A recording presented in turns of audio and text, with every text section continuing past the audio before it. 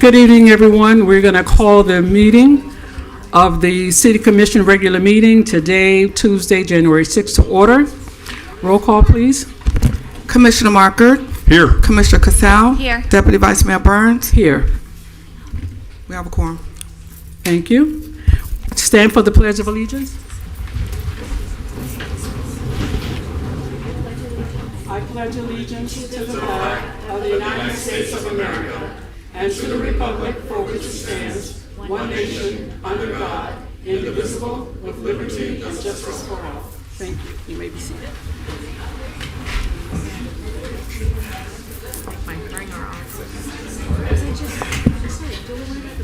Okay, we're going to look at the agenda and get an agenda approval. Are there any items to be pulled? I think I had one. I think not for me. Just let me look.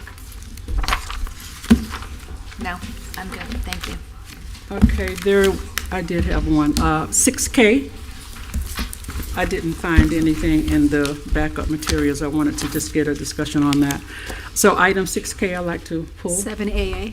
7AA, thank you. Are there any others? I have one addition I'd like to make. Okay.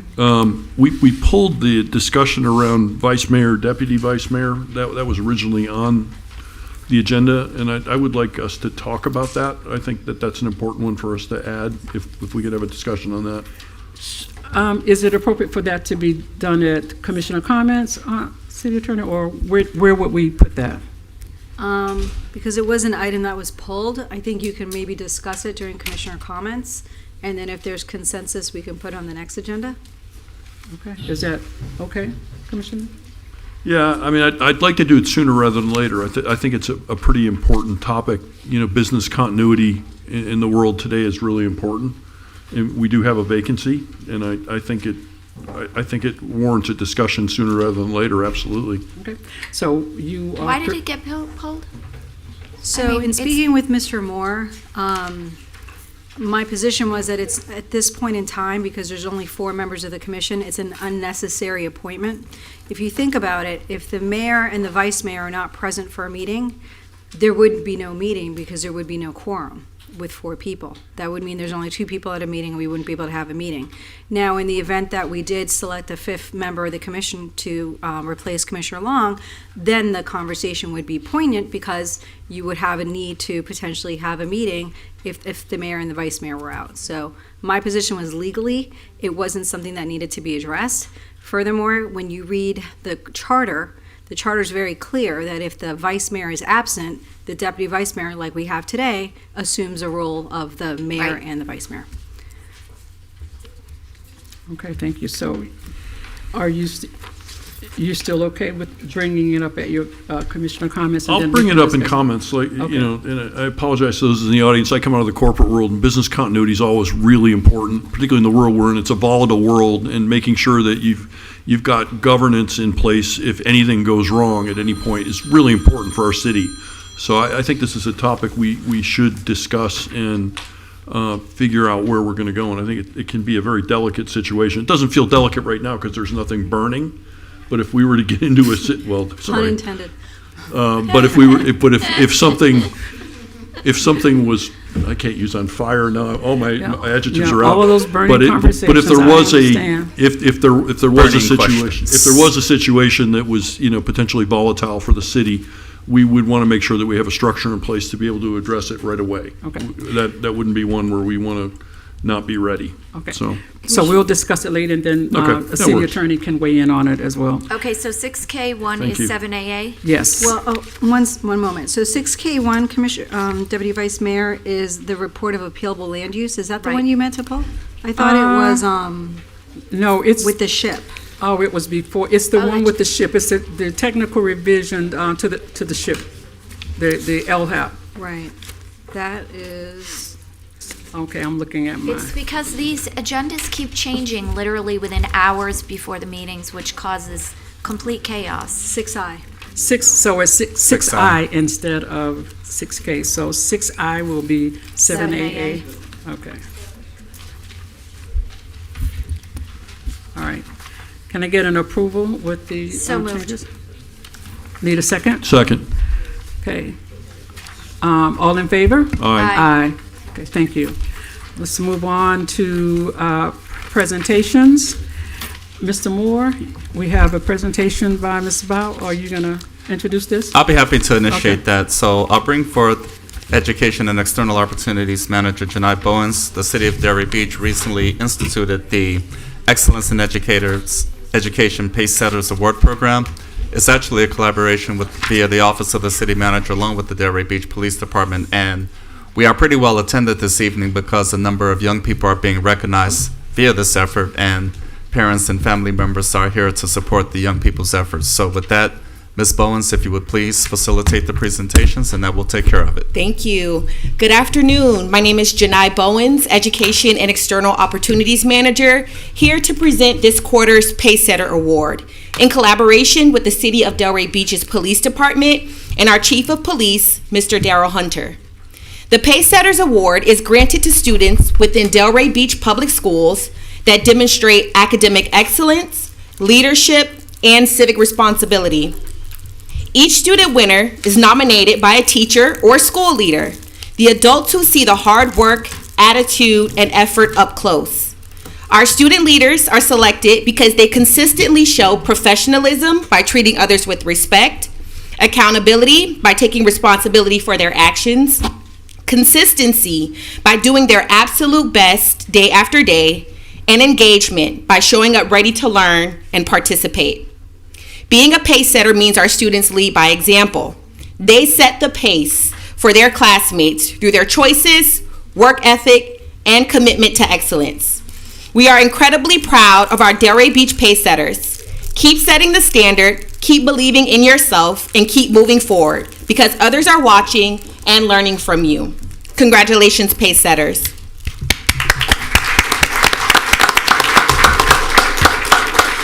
When I call your name, please come to the front for a group photo. From Atlantic High School, our pace setters of this quarter is Janess Morales, Tiana McGraw, and Rihanna Exantis. From Carver Middle School, we have Barbara Charitable, Keon Han, and Tijan Ellis.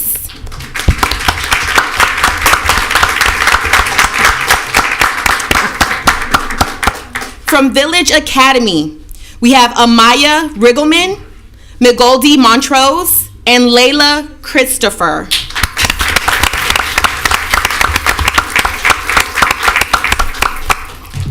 From Pine Grove Elementary, we have Kaylin Clairvelis, Joaquin Fontilis, and Scarlett Granados.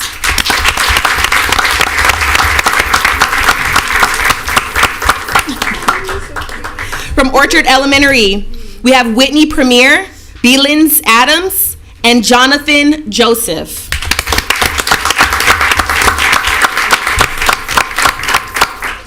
From Banyan Creek Elementary, we have Brixton Azatov, Matthew Sert, and Jacques Dorvalis.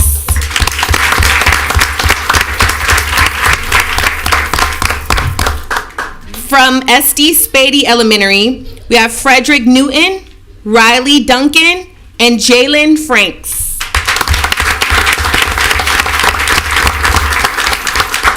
And last but not least, from Plamosa School of the Arts, we have Jaciana Adams, Arabella Williams, and Victor Mason. Congratulations, pace setters.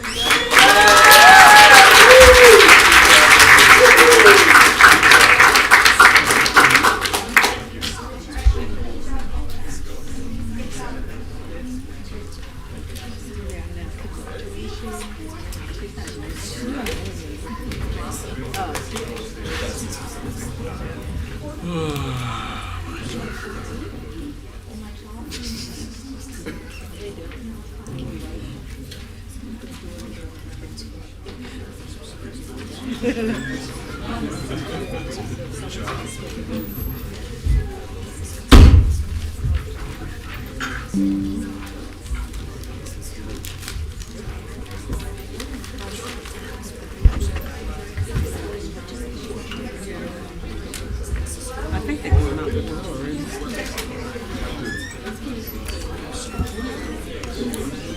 We'll give everybody a moment to.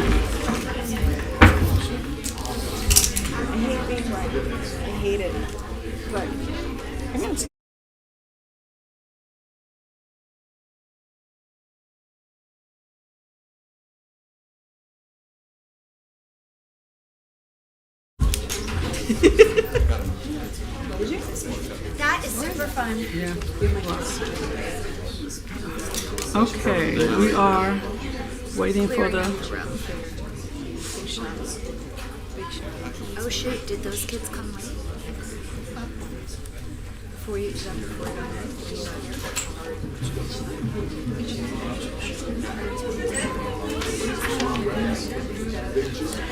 Did we miss them?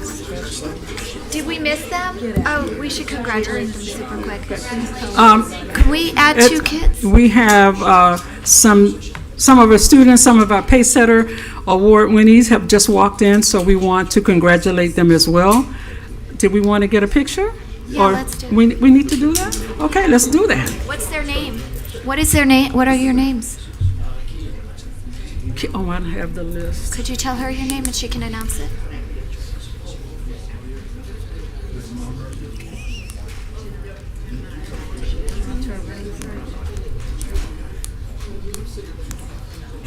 Want to get another picture? Yes. What school are you? What school are you? Carver Middle, both? Yes.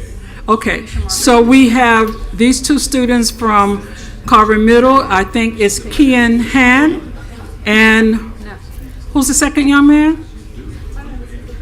Oh, just his brother. Oh, family support. Might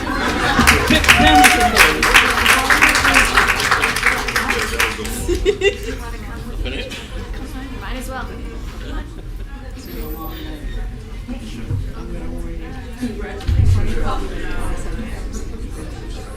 He does sound. You actually sound.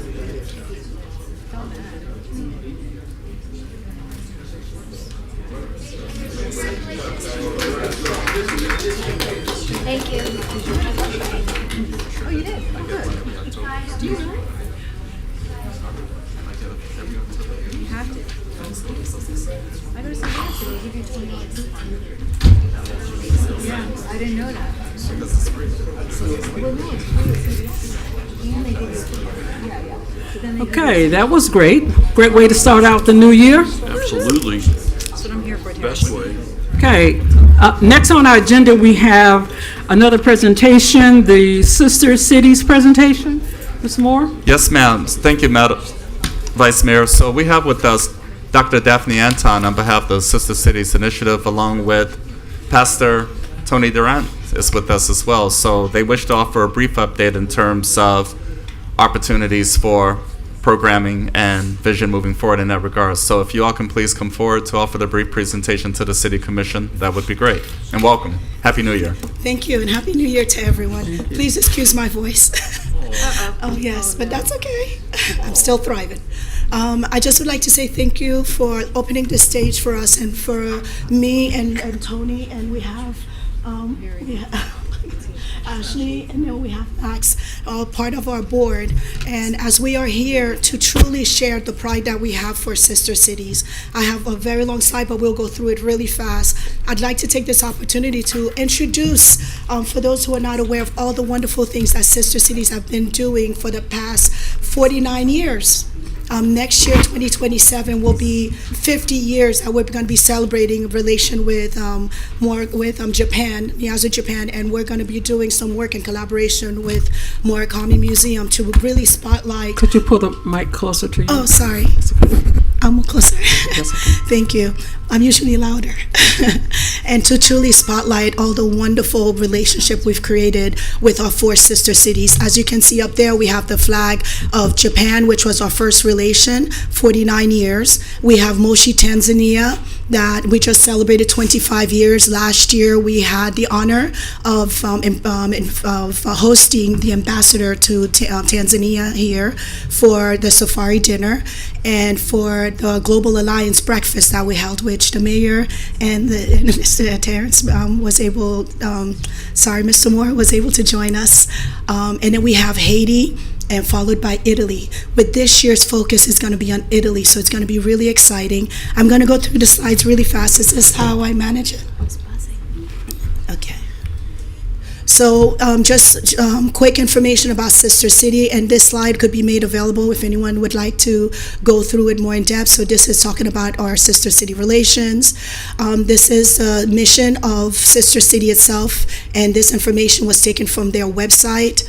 And then we have about us, our sister city, which was established in 1977 when the Murakami Museum was given to Delray Beach, and that's what inspired for Delray to establish the relationship with Miyazu. And in 1999, we added the partnership with Moshi. Subsequently, we ended up adding Haiti and Italy. And these are the flags of the cities. This, I'm not going to go through it, but the most active program that we have so far, and we plan to add much more, which is our ambassador program. Every 2 years, we send our students from Delray Beach to Miyazu, Japan, with Tony, and we have also Ashley, who is our alumni, who now sits on our board, who has not only benefited from the program, but now she's given back. And we have the ambassador program. Every 2 years, we get students, in alternate years, we get students here from Moshi, Tanzania. And this last year, Delray, I was so proud on how beautifully we welcomed the students into our city. And we had the Japanese flag flying very high, and because they did the same for us. And I think we did proud for Delray as the way they welcomed us. And Tony will be giving you some more information about that. And if you'd like to learn more about the program, please feel free to contact us. These are past photos of students and their visits. The way I got involved with the program is because my daughter got involved with it, and now I am the president. So I really encourage people. I know she's moved on, and I'm still here with so much.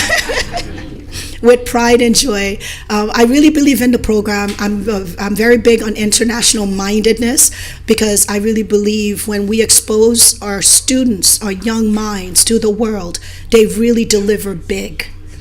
So it's not to keep them small, it's to keep them big. That's why with the 4 cities we have, if you look at it, we have Haiti, which is the Caribbean, we have Italy, which is Europe, and we have Moshi, Tanzania, which is Africa, and then we have Japan, which is Asia. Delray, we've done well. We've done really well. Hopefully, once we have this fully, with a lot of programs, we'll add some more. But for now, I'm very proud of all the sister cities we have relations with. And this was our ambassador trip in 2016. And in Japan, and they have a school that's where their school on a ship, and that's the students who got to go on the ship in order to experience what their school is like. It's a really unique opportunity. I'm going to go ahead and pass this on to Tony and to Ashley, who's going to speak on the program. The lady that you see here is Landis. She is a local artist for one of, I think it was for, I don't remember which anniversary, but Tony, this was when the students went as a gift. They send gift to us, we send gift to them. And we selected this gift from one of our local artists who's housed at Arts Warehouse. And with pride that I always, as an organization, we try to also spotlight the wonderful things that are in our city, including the artists. So we went through Arts Warehouse, myself and Nancy King, and we selected Landis. And her piece is hanging up in the city hall in Moshi and Miyazu, Japan. So we represent well Delray. So I'm going to go ahead and pass this on to Tony, and then I'll come back with some more final details. Thank you, everyone, for your time. Well, it's all about building bridges between nations and sister cities. And The bridges can be made of steel or wood, and in Japan, Amano Hashidate is actually a sand spit, which is called Bridge Across the Heavens, for which it's famous. But for us in Sister Cities, it's about building bridges that are people. And with the Student Ambassador Program, it's about building bridges with our youth and our young people. And just a way to know that it can change the world, but also change the lives of some of the people. So one particular student, Phoebe Weiner, who was one of the students, because of her experience with Sister Cities, because of her learning about Japan, she went on to be hired with NBC Today Show. When they did the coverage of the Olympics in Japan, she was the one person who could understand the language both in English and Japanese and could communicate. And so that's one person. But in Japan, there's a young man who came to stay with us who went on to work for Apple. And because of his English that he learned here, it allowed for him to function well in that company as well. But I'm going to let Ashley share just for a couple of minutes about what Sister Cities has been for her. Hi, good evening everyone. So as Tony and Daphne had mentioned, I was initially a Sister Cities Ambassador Program member, and then I recently graduated college and I had such a great experience with the ambassadorship program, I wanted to come back to the board. But the ambassadorship program for me, it was beautiful. I was able to host my host sister in my home, and we showed her around Delray, showed her the Ave. We took her out to our favorite restaurants. I call her my sister. My parents call her their daughter.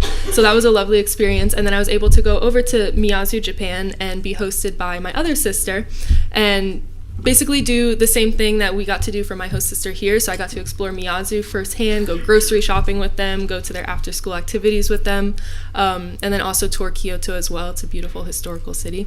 But I've just had a great experience with Sister Cities and with my host families, multiple host families, and I love the program so much that I wanted to come back, and now I'm serving as a board member, and Daphne and Tony and the whole board were very kind and welcomed me with open arms. Thank you. Hold on. Okay.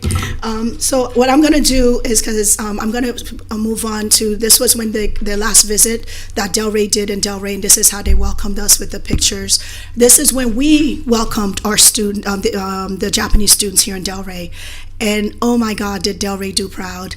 We really welcomed them in such a beautiful way. And thank you, Mr. Moore, for your office for coordinating this. And I don't see Mr. Orris here, but it was a really beautiful experience. And this couple here, he was a student ambassador, and when he got married, he came to Delray for his honeymoon. He's the one who works, yeah. And so we got to keep, and this was another gift we sent. Tony has always been good to give, to deliver the gifts to the, anyway, so we got to move, I know I'm looking at the time. So this is like our sister cities. This was the signing for the Italy, and then we had when Moshi had a delegation that came to Delray. I don't have the year. I wanted to put this slide up, aside from all the wonderful things that has happened within the Japanese connection.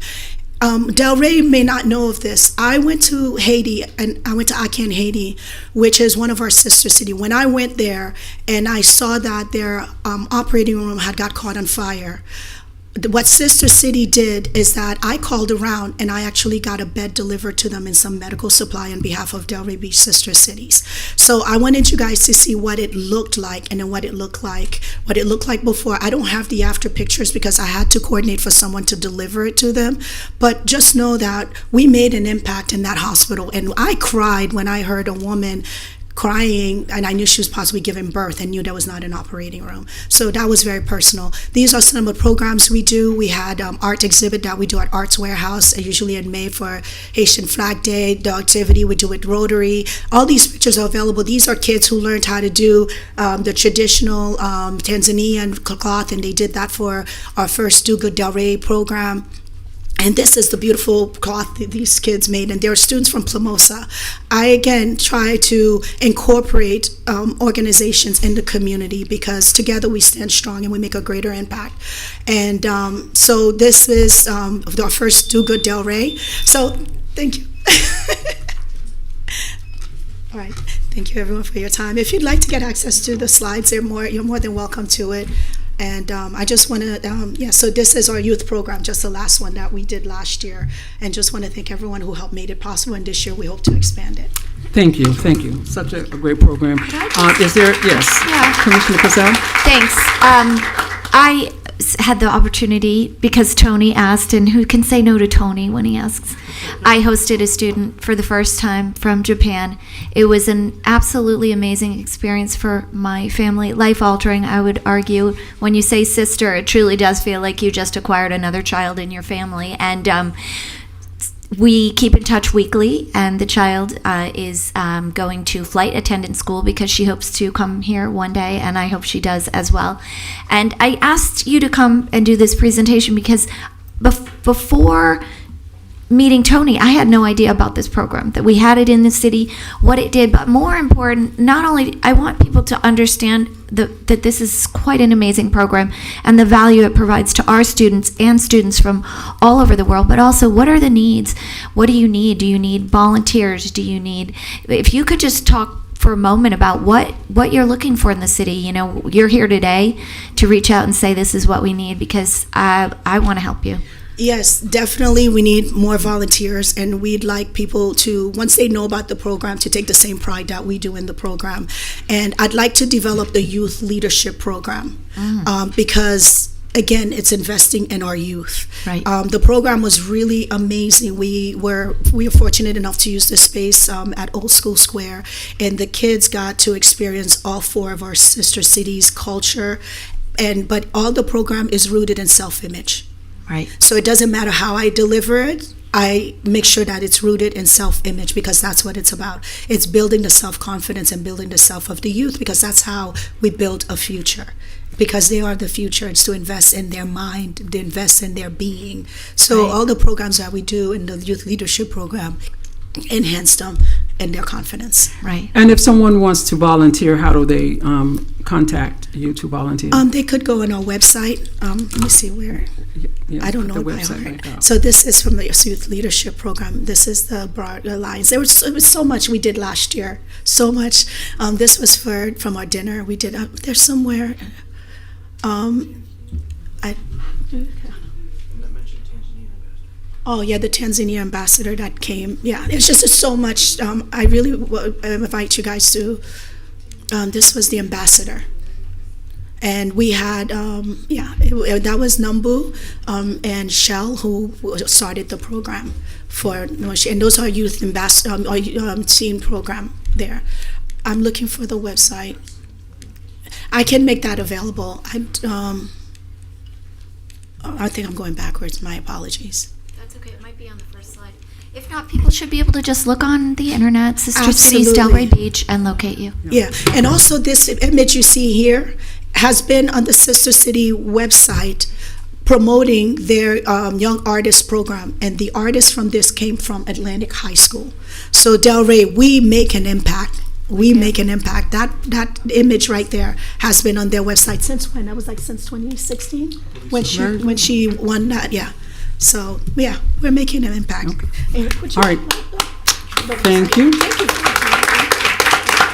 Commissioner Margaret, did you have something that you wanted to say? I just want to say thank you for the great work that you're doing. I think it's amazing. When I went to high school back in Syracuse, New York, a million years ago, we had a program that barely scratched the surface compared to what you're doing here. And it was really valuable then. And I look at the difference that you're making in the community here, and I can't thank you enough. I mean, these are having somebody who's lived overseas a lot. This is great to be exposing these young minds to this, and I applaud you for all the work you do, so thank you. Yeah. Thank you. All right. Thank you, Commissioner Casale, for the invitation as well. And My for pleasure. helping with the Student Ambassador Program. Yes. Thank you for coming. And thank you for your time, everyone. Thank you. Okay, thank you. So we are at City Manager Moore, comments and inquiries on agenda and non-agenda items for the public? Yes, ma'am. So in addition to the item that's referenced regarding update and clarity concerning Barwick Road construction, we've offered a commitment during the last City Commission meeting of December 8, 2025 to provide a summary in terms of why we are where we are. However, before facilitating that presentation, I'd like to offer an opportunity for Director of Utilities Hassan Hajimiri to provide a very brief update in terms of the path forward relative to the raw water main break that occurred over the weekend. And of course, we were extremely busy. Day is typically involved early Saturday morning, however, more so the case this time around. And this is important for City Commission to be aware because emergency expenditures have been authorized to proceed in this regard, as well as potential claims because this was a function of contractor error. So we are proceeding to get this squared away immediately and that matter taken care of. So I've asked Hassan Hajimiri to please come forward and be here this evening to offer clarity and update as it relates to protocols for any individual property owners that may have questions or concerns regarding the matter, enabling the City of Delray Beach to be responsive accordingly. So, Mr. Hajimiri, if you would please briefly update the Commission and likewise the public in terms of the path forward, and I think that would be productive. Thank you very much. Good evening, Deputy Vice Mayor, Commissioner Hassan Hajimiri, Utilities Department. As Mr. Moore stated, on early hours of Saturday morning around 4 a.m. or during the drilling for our deep injection well, which is part of the new water treatment plant, a raw water main was impacted. Considering that site is very old, it's 60 plus years old, so there are a lot of treasures that are hidden underground. And so this time, even though we had a pretty good idea of where they were, but unfortunately that happened. As a result of that, there was some water flowing out of the, when these pipelines, 36-inch pipeline can carry close to 20 million gallons per day. So when that is impacted, millions of gallons of water can come out in a daytime or so. So make a long story short, we were able to contain that by 11 p.m. as far as the break itself. However, in order to make sure that we have enough water for the City of Delray, I authorize utilizing the interconnect that we have with Palm Beach County, two interconnect with Palm Beach County, one with the Delray and one with the Boynton. And today we closed the Boynton interconnect, so we're only utilizing two. We currently treating about 8 to 9 million gallons per day at the water plant. That is throughout the other pipeline that is coming. So with that said, the quality of the water was never impacted. I worked closely with Ms. Carter on Saturday and Sunday to make sure that we inform our customers as far as what's going on, and also requesting that cut down on the unnecessary use of drinking water for such irrigation or washing driveways or washing cars, which hopefully they will obey by that. And I'm hoping for us to fully recover within a week.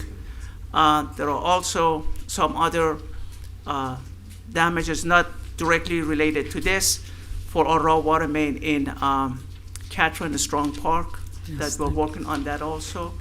The contractor was authorized yesterday, our emergency contractor that we have on contract with the City of Delray Beach, Johnson Davis. So we're doing that. There was a leakage also at Sherwood Boulevard, but that's not related to this project at all, and is already been taken care of. Yeah. So there is only one raw water main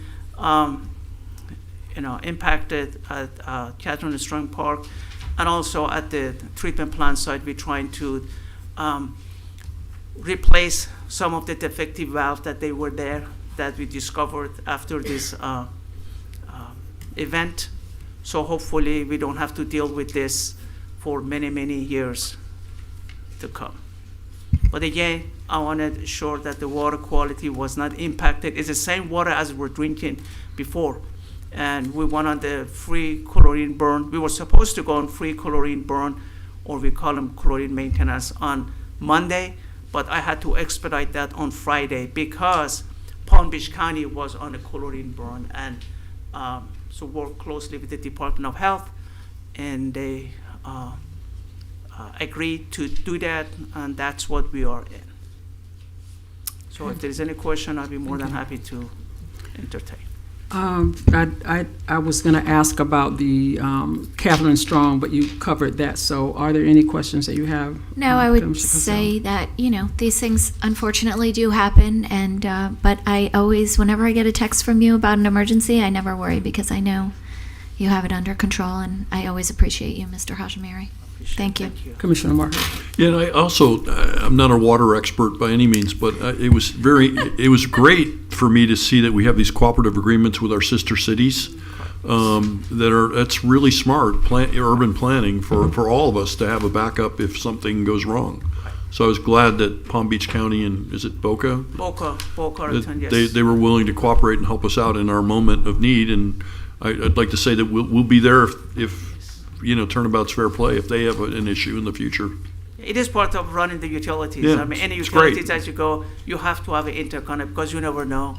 And we still have to maintain the water for the many different purposes throughout the Yeah. city. It's not only drinking. Yeah. It's for the fire protection. It's very, very important to make sure that we have enough water with enough pressure throughout the city. So Yeah. we will do everything possible to make sure that is in place. It's great. Now, like I said, those cooperative agreements are great. It's terrific. Okay. Thank you, Mr. Hajimiri, very well. Now, we will return to Missy Barletto, who, by the way, we have an additional brief opportunity we'd like to discuss with the commission at the conclusion of the Barwick Road presentation. Should be brief, but it's actually a good endeavor. Ms. Barletto, if you would, please. Good evening, Missy Barletto, Director of Public Works.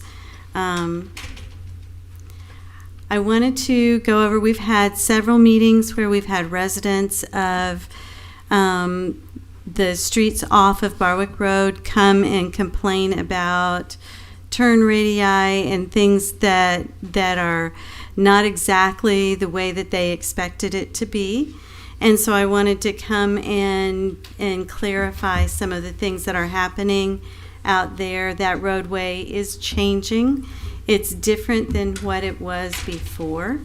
But the radius and the ability to turn in and out of each of the streets is still it's still possible. It's still within parameters. And it's been designed to the city's current engineering design standards. So this project overview, just really quickly, it is a federally funded grant that is passed through the Palm Beach County Metropolitan Planning Organization, formerly known as the Transportation Planning Agency, and is administered by FDOT. The focus of this particular project is on pedestrian and bicycle accommodation, making those much safer, as this is a safe route to schools area with Carver Middle School right there on one end of the project boundary. The project, it's in accordance with the city's Complete Streets policy that was adopted in 2016. And the improvements that are happening out there, we're milling and resurfacing the existing roadway. We're doing a great deal of underground drainage improvements. We're creating a 10-foot shared use path excuse me, on the east side of the road, on the same side as Carver Middle School. There's a 6-foot sidewalk on the west side of the road. We are installing mid-block pedestrian crossings where they did not exist before, school zone flashing lights, and improving the street lighting infrastructure along there, including pedestrian level lighting and upgrading the irrigation. The construction of this project is set to be complete in the summer of 2026. So sometime this summer we'll be complete with this project. So keeping in mind that a lot of the people who are coming in to report about inconveniences are reporting about that mid-construction. Not true. Okay, so the resident concerns that have been brought forward to us are the curb-to-curb widths on Maurice Drive, Francis Drive, Northwest 5th Court, the location of stop bars on the side streets, changes to turning radii that make it difficult for larger vehicles with trailers, and they're also concerned about intersections that they feel extend into the roadway.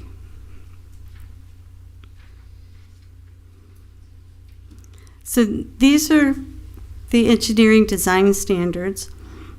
They're on this side of the page. This is the engineering design standard straight out of the design manual that is upgraded every couple of years or so. These are established to ensure consistency in accordance with best practices and roadway standards that are common throughout the state. They incorporate our Complete Streets policy that works to promote bicycle and pedestrian safety along with vehicle travel. And this engineering design standard calls for a residential turn radius of 15 feet and a commercial to industrial radius from 25 to 50 feet.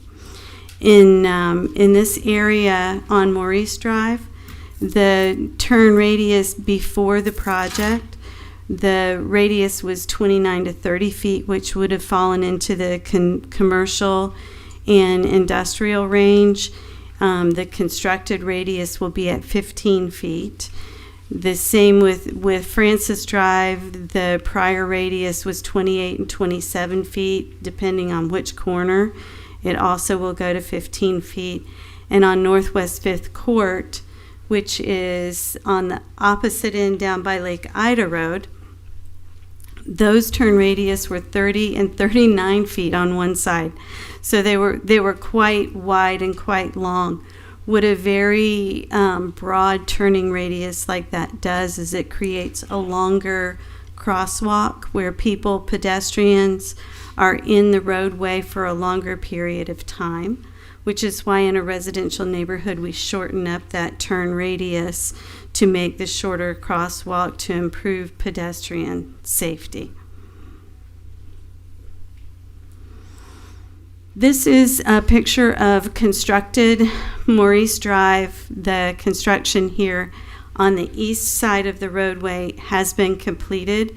The turn radius here is 15 feet. One of the concerns was the width of the asphalt in that area. So there's been no narrowing of the roadway, just the turn radius is a little bit sharper, and that moves the stop bar out closer to Barwick Road a little bit. And it shortens up the distance of that crosswalk because it doesn't go in the middle of the turn radius. It goes from the end of the turn radius. So it's just across the 2 lanes of traffic. So before construction, the width of the asphalt here was 21 feet. After construction, it's 20.82 feet. It's a difference of 2 inches. So you can see on the plan set above, if you look here, there's a very faint line right here. That's what the original turn radius was. So instead of stopping to turn out onto Barwick Road here, the way you do now, you would have stopped down here. So that made for a longer crosswalk across here than this tighter turn radius does. On Francis Drive, the east side is completed so far. The turn radius is 15 feet. The asphalt width before construction was 20 feet. After construction, it's 18.84 feet. That minimum roadway width has not been accepted by the city. It is not approved as constructed. The design engineer is redrawing plans in that that asphalt width will be widened before the end of this project. So on this side, on the south side of the street, you can see here where the grass line was, and the actual edge of the asphalt is back here. So the grass had grown out over the asphalt. The contractor originally built the edge of the valley curb to where the grass had grown over the asphalt instead of back here where it should be. So this will be widened, and then this Francis Drive will have the same asphalt width that it had pre-construction. On Northwest 5th Court, the west side of the street is the one that has been commented on. The radius here is also 15 feet. The asphalt width before construction was 24 feet. After construction, it's 24 feet. And again, just the radius that used to go somewhat wider at the end has been tightened up just a little bit, and the stop bar moved closer to Barwick Road.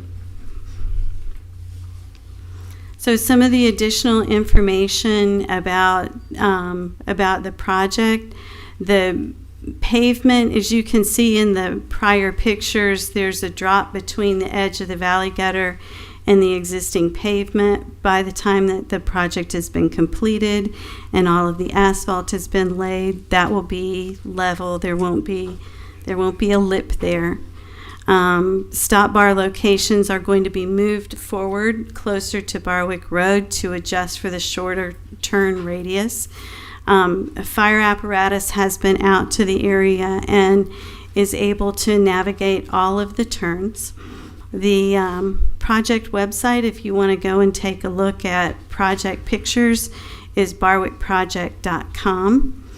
And then here in this in the photos on this slide, this is Maurice pre-condition. This is Maurice after condition.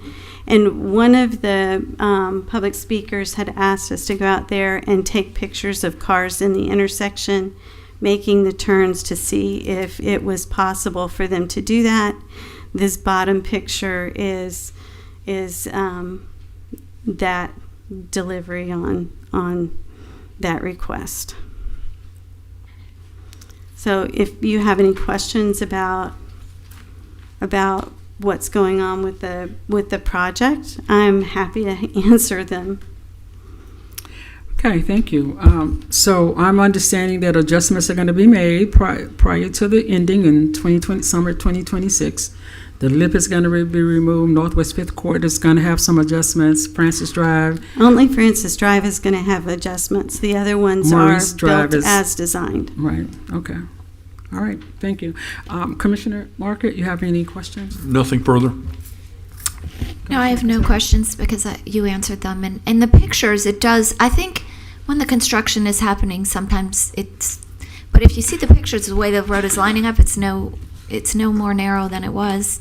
And I guess I feel for the residents who keep coming in and asking questions, but please know that our staff is very engaging and we're doing our best, and hopefully you can review the items online, and when the project is complete, we hope that you are very satisfied. Thank you, Missy. Yes, thank you. Thank you. No, sir, you may not, sorry. You may comment at public comment at the time of public comment. All right, so Mr. Moore, is that all? There's one other brief item, and please forgive me for perpetuating suspense when I made the comment that we will offer one additional update a little while ago, but it actually relates to the Delray Beach Municipal Golf Course renovation program. As anyone can now see us progressing quite steadily, there's a lot of work underway, and there's an opportunity concerning a specific banyan tree we would like to address briefly with the City Commission as we continue to engage the project. So Ms. Barletto and I had an opportunity to spend a little bit of time today, and it was decided that we briefly update the City Commission in terms of the opportunity being made available. So Ms. Barletto, once again, and this should be very brief. So Hassan stole my thunder. That's not unusual. But he started talking about buried treasure, which was going to be the theme of this conversation for me.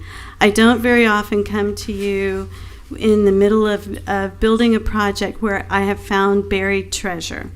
And in this particular case, as we were clearing the golf course, we have come across a banyan tree on the golf course that is, we knew that there was banyan trees there, but once we uncovered the base of the banyan trees, we have discovered that it is one single very large banyan tree. It takes up about a half an acre. It is probably the largest banyan tree in South County. There are some approaching maybe a little bit larger in North County, but this is probably the largest banyan tree in the South County area. So you can see, if you look at the bigger picture, you see the little kind of blue dot that's in the middle, kind of in the middle toward the bottom. That is a man who is nearly as tall as Commissioner Markert. So just to give you some perspective on how large this tree is. On the top right corner up there, that is an aerial photo of the golf course from 1953. Wow. This tree is pictured in that yellow circle. So this tree has been here for longer than I am old, which is saying something. And there is a problem, and that's why I'm bringing our found treasure before a commission tonight. So if you look at the bottom right picture where the yellow dot is, excuse me, that's our grand banyan tree. And you can see that it goes somewhat over the canal. We're currently in the process of working with Lake Worth Drainage District to get all of our permits for the golf course. Excuse me, I am so sorry. And they are asking us to remove this tree. Oh. Yeah. So I'm here to let the commission know and to get your consensus. I can go before the board of the Lake Worth Drainage District and ask for a variance to this permit. It will delay our getting the permit. It has the potential to delay the construction of the project a little bit, but I feel like we can also make that time up during construction. I will tell you that both the course designer and the contractor are very committed to keeping this tree. So I feel like they're going to be very much on board to helping us make up whatever time we might lose from petitioning to save the tree. And that's, I have a lot of information. Oh, you're so good to me.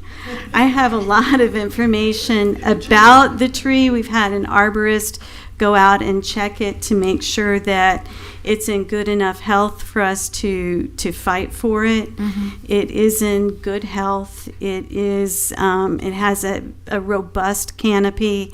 It is a very pretty tree. You can see it from the back windows of the clubhouse. It is.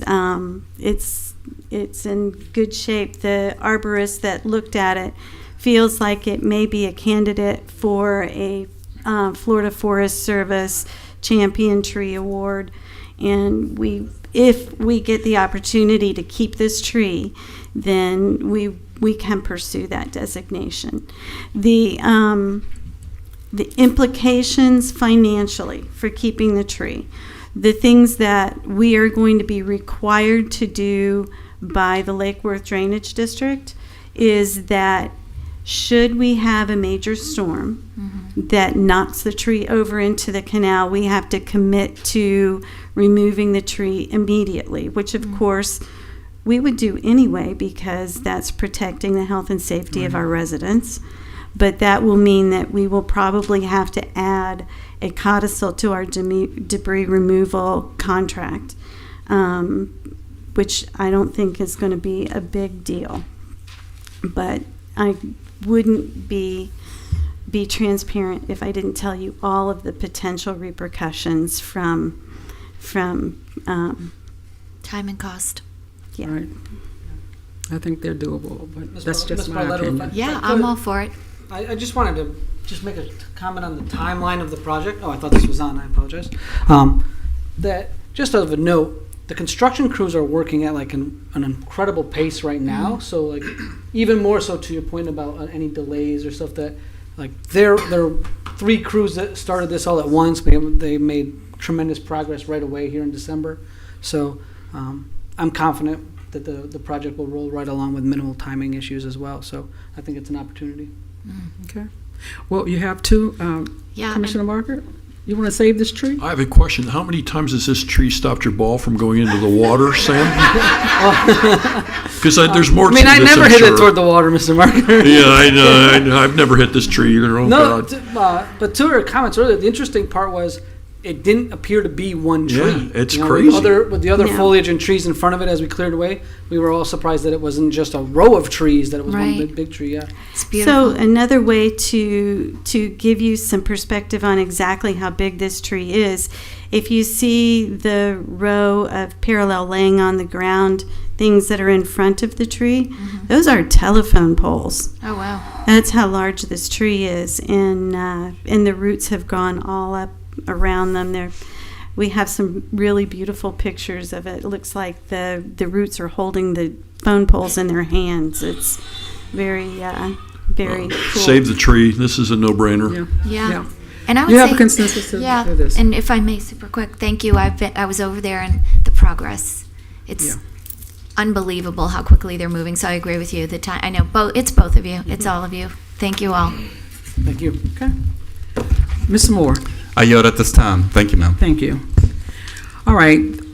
This meeting is now open to public comment from anyone wishing to speak on any topic or agenda item other than quasi-judicial items and public hearing items. The public will have an opportunity to speak on quasi-judicial and public hearing items later in the meeting as those agenda items are called. For public comment, please sign in and state your name and zip code for the record. You'll have 3 minutes.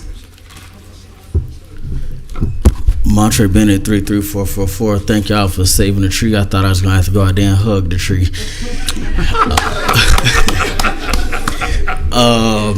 Two, I want to thank the police department and the fire department on behalf of the Set Neighborhood Alliance for our 12 Days of Christmas events.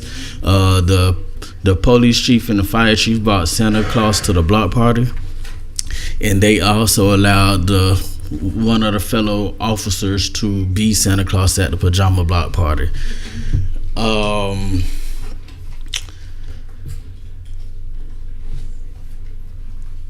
And speaking of, I heard the conversation earlier about the vice mayor and all that type of stuff. I really believe y'all should appoint Ms. Yvonne Odom to that position. I believe she's a fair candidate. She is not for herself, and she is truly for the community, and her decisions will be based upon the community and not for her self-interest. Dang, it's dark out there. Just do the right thing always. Don't put your own personal issues ahead of the people, because at the end of the day, it's always about the people. It's not about you. It's about what you do for the citizens of Delray Beach. Thank you. Thank you. Good evening. My name is Miguel Poveda. I'm at Francis Drive, and I'm here as part of the group of the residents of that area about the Barwood construction.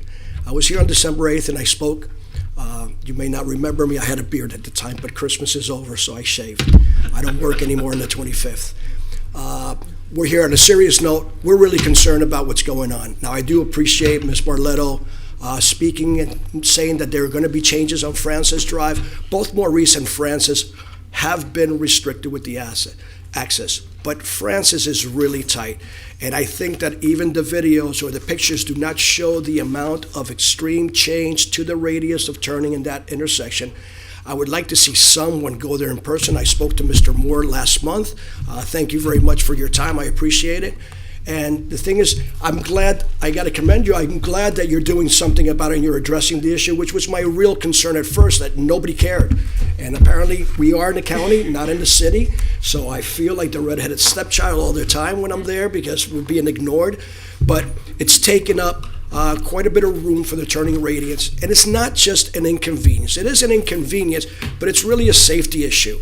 When I see garbage trucks, and I filmed them leaving on a Saturday morning, making a right turn from Francis onto Barwick to head north, the garbage truck has to go into the left lane in order to navigate that turn. Now, I'm concerned even about fire department getting there. I heard the comment that the vehicles have been going there, but I find that very hard to believe because it's incredibly narrow. I have an SUV, it's very small, and I have trouble turning those lanes. But I'm more concerned about the issues about safety for pedestrians and cyclists, bicycles for sure. Now, I do work at Carver Middle School, and I'm happy to be with one of the teachers here that I've seen there before. We do project at the school, and I live there, and I see the children coming by. And children, they're adolescents, 13, 14 years old, and maybe a little bit with the hormones going, they might be a little bit more out of control when they leave school. There's no supervision going by there. I'm really concerned that the extent of that sidewalk going into and encroaching upon Francis Drive itself, it's making them come up right to the very edge of the road before they cross the crosswalk. This to me is a safety issue. If they're not paying attention, it's problematical. They're not standing back far enough because the sidewalk has extended so much. So it's not so much that it's prohibiting turns coming in or leaving in any way, especially from the work vehicles that come in there. And we have, because all the properties are nearly an acre, there's always a lot of work and landscaping that's going by, so vehicles need room to get and navigate into that street. So I want to thank you for addressing it. I would like to be contacted to see if we get a closer look so we solve the problem the right way, and we try to mitigate it by coming in earlier before construction was done. So I hope that we can get something forward. But I want to thank you for addressing it. I look forward to hearing from you and hopefully getting good results. Thank you. Thank you for your time.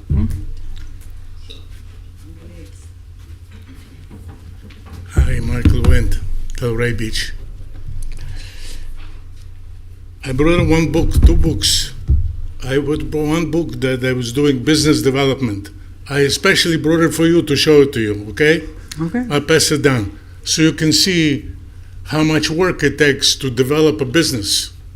Because I know you do that work. Am I right? Sure. So I spent 10 years in college to learn that, plus 60 years of my life to learn that. I have here another book that was written by Michael Saller, a Pulitzer Prize winner. He writes to my good friend Michael Wendt, the truth seeker. That's how they call me, because I'm 100% honest. In government, it's 90% bullshit. It's all dishonesty. Especially with the Democrats, they made it the whole world criminal. Not just a few people, the whole world, everything. Every single aspect of our life is criminal. I was born in Siberia, across the street from a labor camp that my father was captured by Soviets. He comes from Poland. First he was captured by Germans. He escaped and got captured by Germans, finished the war. I came here to take care of my mother. She was 90 years old. Among all the illegal construction of the criminal town, this town, it's a criminal town. I reported it to the city manager. He didn't do nothing. But it's okay because she's dead already. There's nothing you can do when a person is dead. My mother was everything to me. She brought me from Siberia, where I lived in 50 below zero, where I say now, I have no idea how I'm still alive. to survive all that. My mother that never did wrong to anybody, never drank. She was a decent human being. She was a model mother. She died in this town, in this criminal town, low-life town of alcoholics and rehab. Ha ha ha! That's the town. It's not a normal town. That's the town. The nonsense from these people, that's the town. It's nothing is zero. Police department, what police department? Have you ever seen police sitting here and listening to these commissioners and see if there's something illegal here? Yes. They have no idea All what right. it is. Thank you, Mr. Nguyen. Thank you. Thank you. Oh, wait, Pub- Mr. Nguyen, let me give you back your vote. Yes. Yes. I looked at it. Thank you. We'll see you next time. Thank you. Thank you. I come to this town, the first thing I stop is the library. This library is big in my Mr. life. Nguyen, your time is up. We have people standing behind you. You're just 3 minutes, sir. Thank you so much. Came to the library. 30 white women, 1 black woman. So mother what's the and me procedure? class. That's why black people what's- fall behind. Right from the start. Deputy When the Vice child Mayor? is born. Yes. Nobody takes care of We it. need It is some free. assistance. I went to take a look. Take a look. You know the people that live here. Excuse me, Mr. sir, we Get don't the want this to people. Nobody takes care escalate. of Sir, it. we do not want this to escalate. Please follow the rules. Follow the rules, sir. Yes, thank you so much. All right.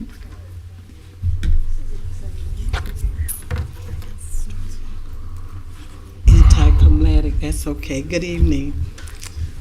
Well, Mayor, Acting Mayor, Commissioner Yvonne Odom, I'm coming here with some good news. I've got 4 things that I want to share publicly that happened to me personally because we don't give enough credit to our city workers.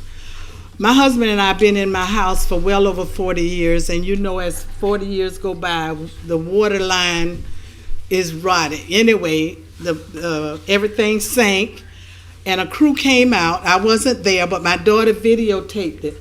Those guys dug a hole so deep till he was this high, all you could see was his hard hat. And they fixed it. By the time I came home, it was like nothing had happened. So I want to give kudos. I know it was Gene Tarver's crew, and they fixed it, and everything is well. The second thing happened was code enforcement at one of the burning conversations. I just happened to mention about a hedge that was growing in the stop sign. You couldn't see it when I was coming out on my street. Lo and behold, this guy came out, and the owner had to cut the hedge, so now we can see the stop sign.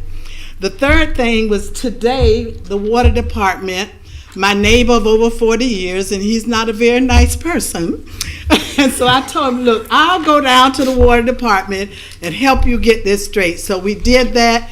We got that done. We were very nice. They were very cordial because it was one of those situations where his name is not on the bill.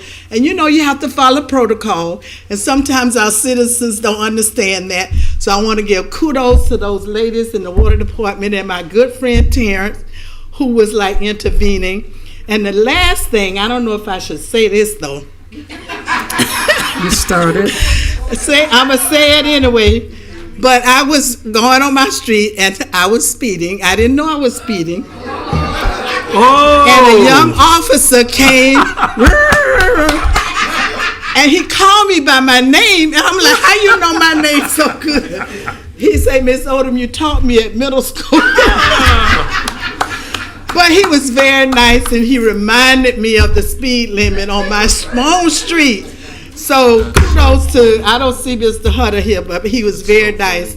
And he reminded that I was one of his former students at middle school. So be nice to kids. They grow up and be cops. Thank you so much.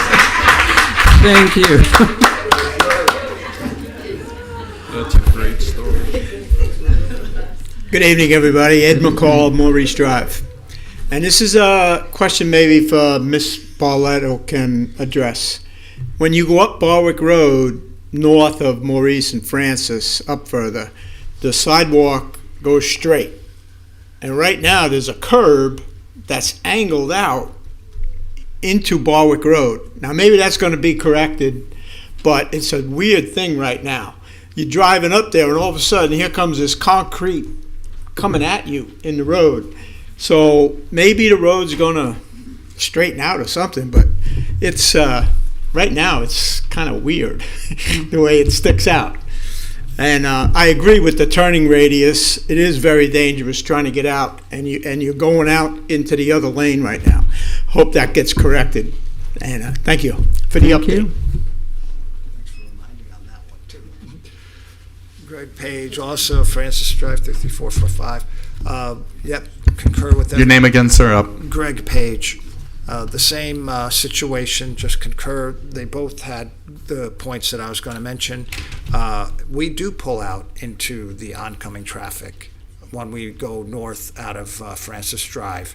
It's almost unavoidable. It seems like there's a bit of concrete that's in the road itself that doesn't need to be there. Very simple fix on all of these is just a slight bevel on the entrance and the exit areas.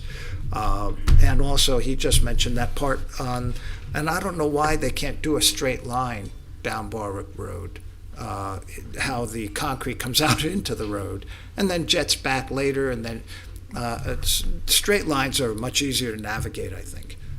Not a whole lot more than that, other than remind everybody about the new speed cameras you installed. Some of you don't know that you installed speed cameras who answer the phone about them. These are going to be taking effect. I've got my warning letter already.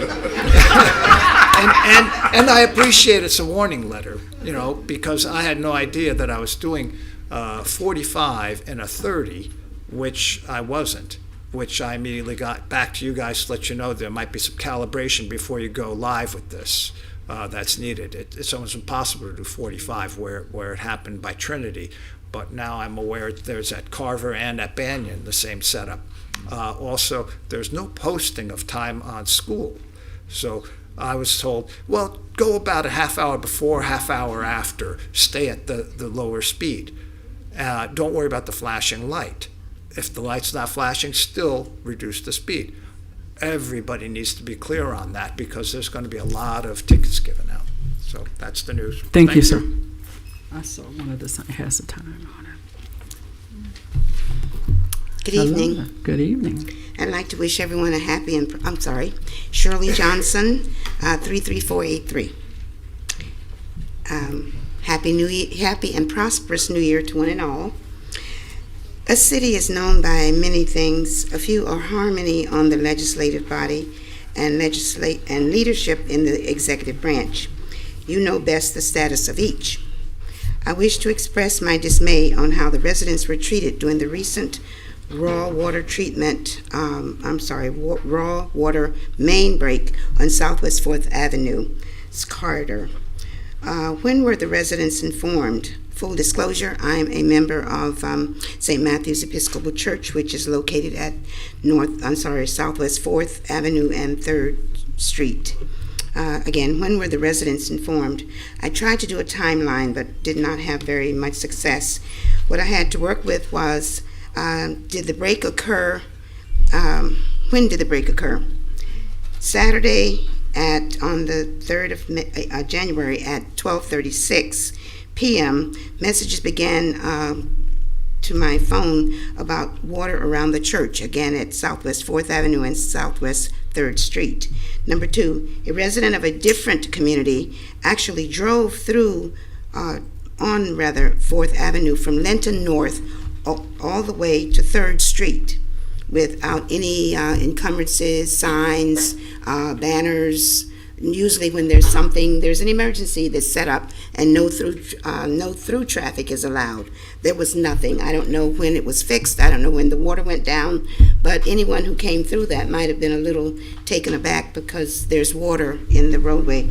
I have videos if anyone would be interested in having them.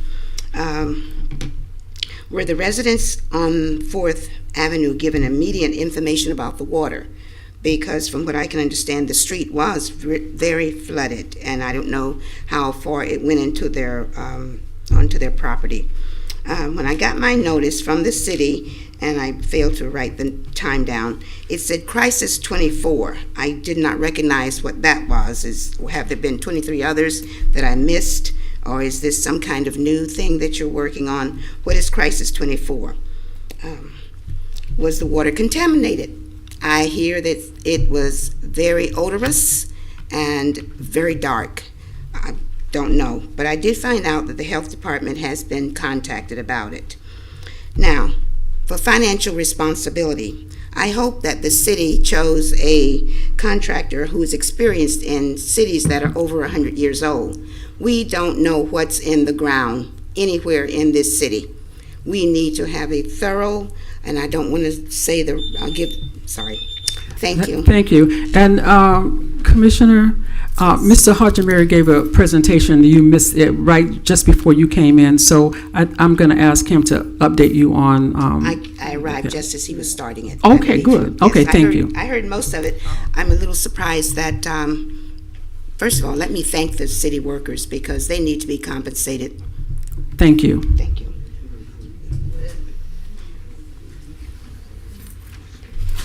Albert Richwagon, 33444. I want to say kudos to Missy Barletto and her entire team. I had an issue with some sidewalks and some cleanup, and they were out there within a few days to clean it all up. I'd also like to say that I am the Delray Beach City appointed liaison Citizen Advisory Council for the MPO, and that the Barwick Road improvements meet federal standards, and they are specifically designed to protect pedestrians and bicyclists. I had a kid, Evan Rimar, who was killed on Barwick Road over 10 years ago. He was on my mountain bike team. So the improvements on Barwick Road are a long time coming. The guardrail was not a very very nice site, and the improvements will be nice. Yes, the shorter turns are difficult to navigate, but it's specifically designed to slow down traffic and to make it safer for pedestrians and bicyclists. I'd also like to say Happy New Year to everyone, and my final question is, what is going on with Subculture Coffee? I've written emails. I got a minuscule response from a few commissioners. No, Daniel Rose is not crazy. We deal with the hazard and nuisance every day. I've had bad Google reviews. I've had the police many times come to ask people to leave my parking lot who refused. I understand it's a new business that needed a new home because it lost its old home. And as much as I respect Rodney and what he does for Delray with its restaurants, I can't be next to that for very much longer. It's been over a year. It's just not sustainable. It's just too much. I'm not a parking lot police. The police were appointed to make a report, and I was instructed specifically to only text on Officer Williams, which I did for over 2 months now. I would love to see that report, and I would love for you all to see it and to just find out what we can do to solve the issue. Has Mr. Mayo paid his in lieu of, and has he abided by all of the requirements for him to have the in lieu of approval, which I believe stated he needed an off-site parking lot. He had a year lease on it. He paid the rent for 1 month. I know the landowner. He didn't pay for 11 months. They recently kicked him out, and they are towing cars daily. So between the towing at his off-site lot, his patrons parking in my lot, and telling me that, I won't use the word, it's just not enjoyable anymore. My mom has been read up and down, told to mind her own effing business, old lady, for her asking somebody to not park in our parking lot. So it's just not sustainable anymore. So I sent an email to everyone. I'm sure you read it. Thank you. Thank you. Can we have someone get with Mr. Richwagon later on to talk about this? What's the procedure? I mean, I'm happy to update. I didn't see the email, but I didn't see the email either. Okay. All right. We can update at the end. Okay. So, Mr. Richwagon, we'll have the city attorney get with you to give you an update. So, thank you. Hi, everybody. Marjorie Waldo from Arts Garage. Happy New Year to everyone. I hope it's full of joy and laughter and love and family. I have been incredibly grateful to our city for over 20 years.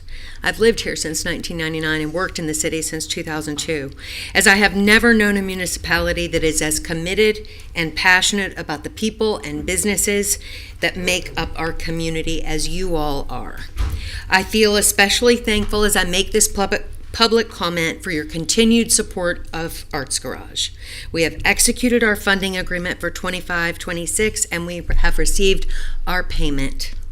Along with my team of magical staff, dedicated volunteers, and passionate board members, I am incredibly grateful for your continued support. We are committed to provide incredible arts and culture experiences for our community, and we take seriously our responsibility as your partner.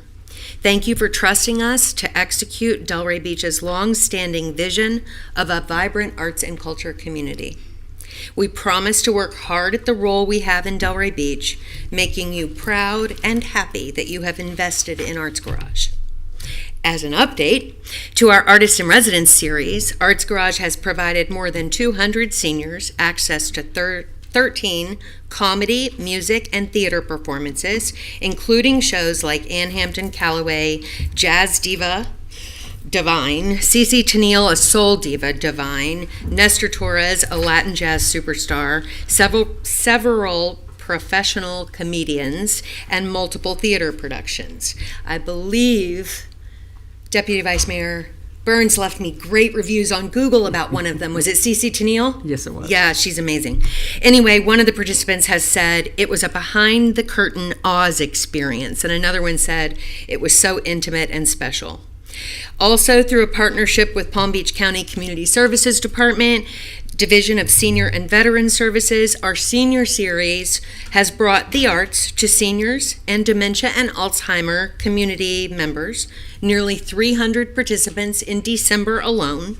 One of the instructors for the classes that we push into these programs said, and I quote, "I'm seeing a different side of myself. I honestly would benefit greatly from learning to be even half as patient with myself.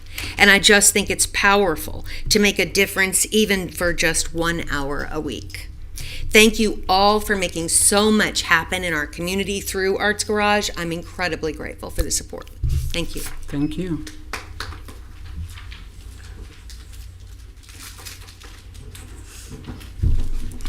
Good evening. Deborah Walker, 33444.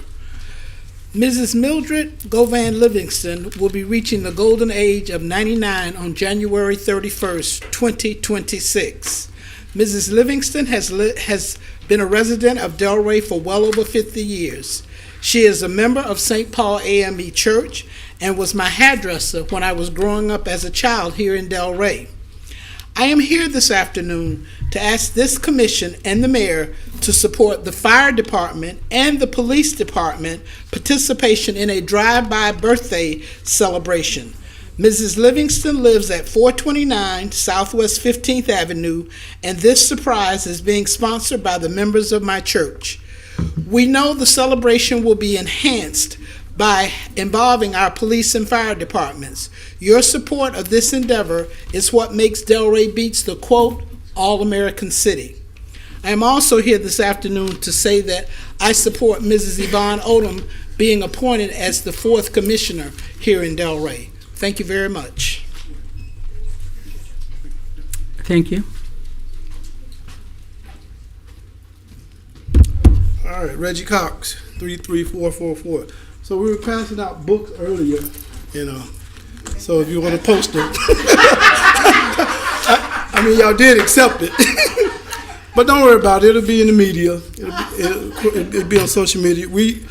From time to time, we do props in Delray Beach, so everybody's kind of used to our props. But in all seriousness, and you'll be seeing it in the media and on social media, in all seriousness, showing up is half the battle. And the intent of the charter, in the spirit of the oath, is in the city's best interest, okay? You know, the history of the yellow shirts, although it's not a yellow shirt alert tonight, started because of Mrs. Odom's request by the community. And I mean, it was standing room only, roughly 9 years ago. And, you know, we're just hoping that lightning doesn't strike twice. Mrs. Odom's body of work is really more than preserving bricks and mortar. It's preserving culture, people, community. You know, this board shows it all. It was standing room only. As a matter of fact, Mitch Katz said that night, you know, he was dug in, and he said, if you don't like it, go to the polls. You know, and we did go to the polls, and we sent Mitch home. But I just want to make a couple of notes, and this is in line with public trust.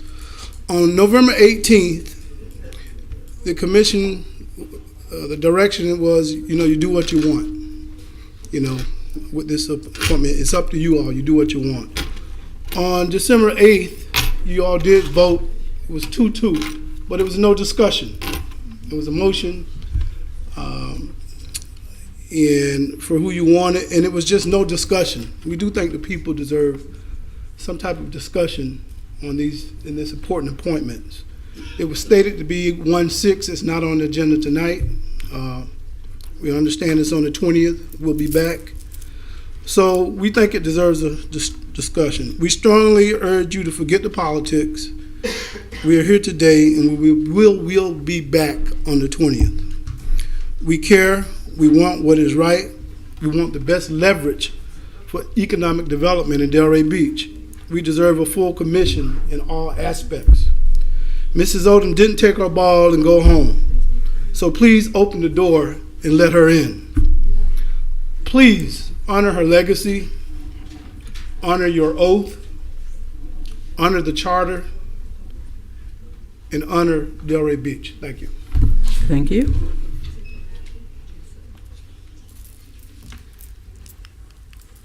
Are there any other people for public comment? Seeing none, public comment closed.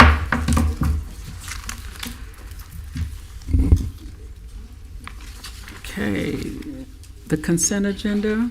Can I get approval of the consent moved. agenda? Second. All in favor? Aye.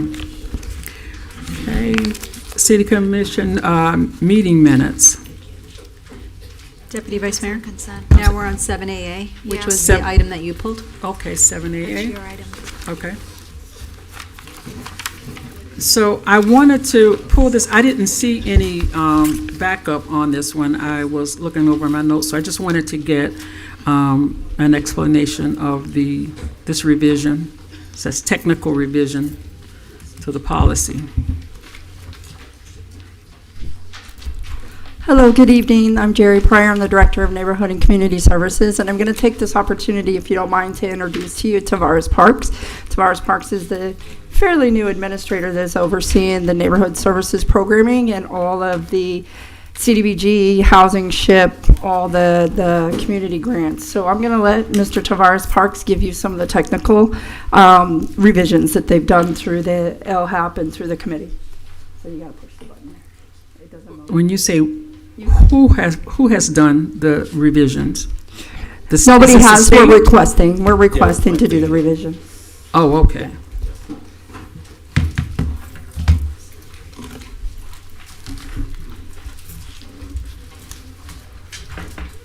Good afternoon. Greetings, everyone. Commission. The reason that we brought this up was because with our LHAP, we wanted to make a revision in regards to our subordination policy. And originally, our subordination policy procedure was to go through the commission. We wanted to make, our AHAC committee recommended that we go through the city manager to approve it. Dealing with the timeline, because a lot of times when homeowners are looking to refinance or looking to get a second mortgage, they have a timeliness, and sometimes bringing that to commission, it can take up some time, and so we wanted to go through the city manager so that it could speed up that process so it doesn't cause any delays for that homeowner. Okay, I am always for speeding up processes. However, you said that this did go through AHAC? Because I'm on that committee, and Yes, ma'am. It was originally discussed in March of 2025, and then it was put on the agenda October 30th, 2025. All right, I'll have to check my notes. I don't recall. However, as I said, I'm always for speeding up processes. Anybody have any questions about it? I agree with you, and those came in front of us, and we just passed them relatively easily. But I would say I'd like them to go through the city attorney and city manager, not just the city manager. I think two eyes on that is a good thing, and that would be my suggestion for this. I apologize. So how the steps that it goes, so it does go through my director first, then it goes to the city attorney. then the Okay, I city just wanted to manager. make sure that Yes, ma'am. process is in My place. apologies. Yep. Okay. Thank you. Okay, That's good. good, okay. Can I get a motion? Motion to approve 7AA. Second. All in favor? Aye. Aye. Thank you. Motion Thank passed. you. Thank you. Thank you. And so now we are on 7.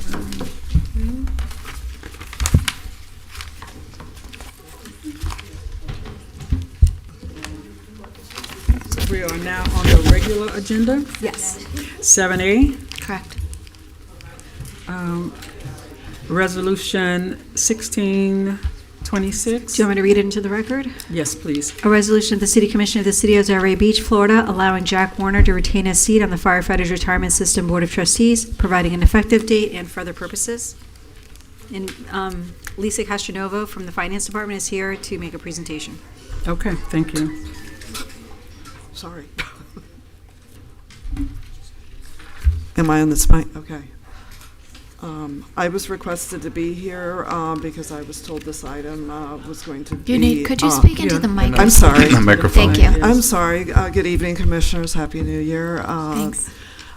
Excuse my nerves. I've never presented before you before. But I was requested to be here to possibly answer any questions that you would have regarding this item. It did come before you because I'm the plan administrator for the city's 3 pension plans. And we were informed for the Firefighters Board of Trustees that Jack Warner, one of the appointed, my apologies. My daughter, I'm sorry. My daughter does it all the time. She hasn't called me all day. Mr. Warner, who was appointed by Mayor Carney about 1.5 years ago. Jeez. She probably needs food. That's what mine does. Yeah. Money. So anyway, Mr. Warner advised the board at their December meeting that he was moving out of Delray Beach to Highland Beach. And would continue to like to serve on the board, but understands that there is the provision that board members must reside and or have a business in the city of Delray Beach. The board, I believe you received possibly an email this morning from Chair Mahoney. The desire of the board to keep Mr. Warner serving on our board. Just because of his background, the knowledge, his historical knowledge from his service with the city. Thank you. Okay. Any discussion? I'll start. I'm no disrespect because I think Mr. Warner's a lovely gentleman. I'm not interested in doing this. I think we shouldn't be changing our rules. That board, oversees finances in terms of investing, and there are requirements that people who live in the city serve on our boards for a very good reason, and I don't think we should change that rule for one person because then we'll be changing it for a lot of people. And I do agree that he has the knowledge. I won't dispute that, but we also have a lot of very knowledgeable people in the city, and I'm sure we'll be able to appoint somebody. And I appreciate his service. I agree with Commissioner Casal's comments. I feel the same way. I mean, we have a policy. Our policy's black and white on an issue like this, and I do think if we start to open this up, we're gonna be doing this each and every day for 10,000 committees. So no, I think it's a position where they should be a resident, and if they choose to leave our community, they should just resign their post, and we'll find a resident to take their spot. Can I just say one thing? Yes, please. So, this wasn't Lisa's doing. We've done this in the past. So, You've done it once, correct? We've done it in the past for Tom McManus, who's on our General Employees Pension Board. And so Lisa contacted me, told me what the board's discussion was, and I told her we've done this in the past for Mr. McManus. So I don't want you to think that Lisa just came up with this out of the blue. No, it has nothing to do with Lisa. It's just, it's our done policy. It before, and so that's why I felt comfortable putting it on consent. I understand why you wanted it on regular for this discussion. Right. But to be clear, we have done this in the past. One time, right? So we Once. set a precedent already. Right. And done it before. We've And done so, it before. and that's what happens when we do that. Right, someone else asks. I'm still a no, I'm sorry. Okay. Do you want a motion? Yes. Motion to deny resolution number 16-26. Second. So do we get a roll call? Roll call. Commissioner Margaret, Yes. Commissioner Casal, Yes. Deputy Vice Mayor Burns. No. Motion passed. Thanks, you did a lovely job on your first presentation. Thank you. My apologies for my daughter calling me 3 times. You should bring her into the next meeting. She should be We grounded. should talk to her. And I will let Mr. Warner know to submit his letter of resignation. And please thank him for his service. And I will thank him for his service on your behalf. Thank Thank you very you. much. Okay. Item 7B. So this is a request. I believe Mr. Scott is here. He's coming forward. According to the land development regulations, if an applicant is seeking a postponement of their matter that's going to be heard yes. before the city commission, they have to come to the meeting before they are scheduled and make that request. Mr. Scott represents Conklin Car Wash, and they have appealed the denial of the Planning and Zoning Board's recommendation for a conditional use, and it's currently scheduled for your next meeting, which is February 20th, and he's seeking sorry, I'm just moving along here. January 20th. January 20th, and so he's seeking a postponement until the next meeting, which I believe is February 3rd. Okay. I'm fine with that. I'm fine with that as well. Motion to approve consideration of request to postpone 7B. Second. Do we all in favor, or do we call the Do roll? all in favor. All in favor? Aye. Aye. Thank you very much. Thank you. Thanks, Lynn. You did great. Thank you. My pleasure. Okay, 7C, Resolution 1326. A resolution of the City Commission of the City of Delray Beach, Florida, approving an impact event known as the 5th Annual Delray Beach Concours de Elegance 2026 to be held April 17th to the 19th, 2026, in and around the Old School Square campus and on Northeast 2nd Avenue and Northeast 1st Avenue, authorizing the city manager to take all actions necessary to effectuate the intent of this resolution, providing for an effective date and for other purposes. Okay. You ready for me?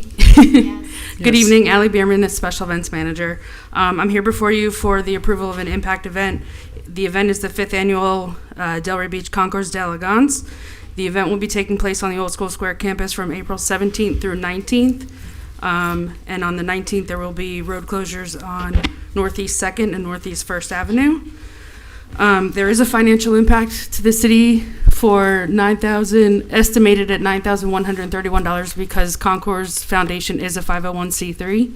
And by special event policy, we do a 50% waiver of city soft costs. This is just an estimate of cost. Final costs will be calculated after the event. The special event policy defines any event with over 3,500 people in attendance as an impact event. This event last year had over 5,000 people, and this year they are expecting 9,000. The 2026 event will take place on the Old School Square campus. However, it will include part of the front lawn and rooms at their Creative Arts School for the first time. Many staff hours were spent working on solutions to allow for the use of the front lawn for this event. The 2026 event will also feature a Saturday evening cocktail party on the show field. This party, as well as the car show on Sunday, will include alcohol for the first time as well.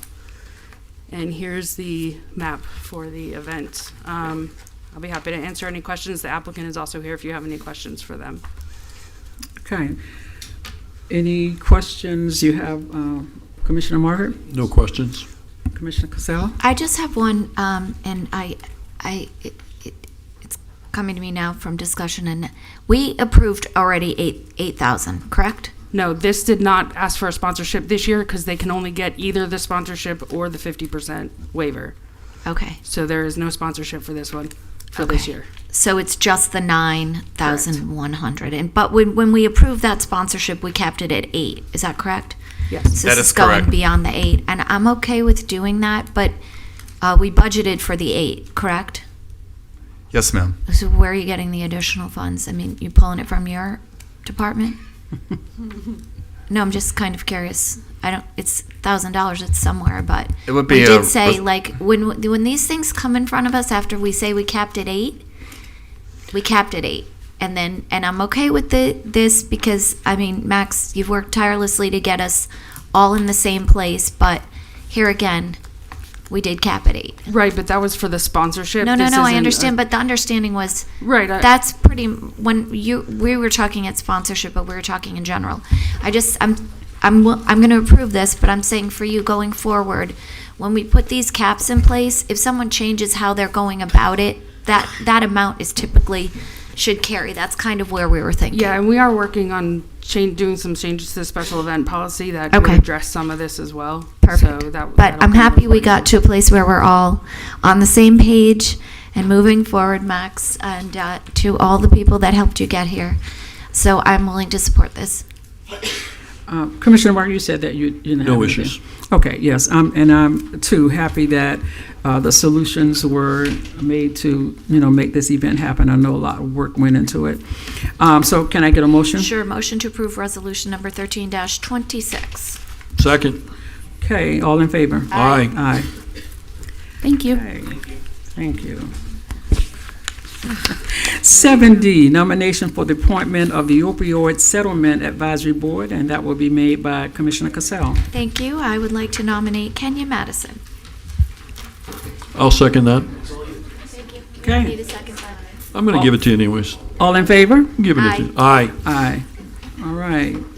Motion carries. Kenya Madison. And moving right along.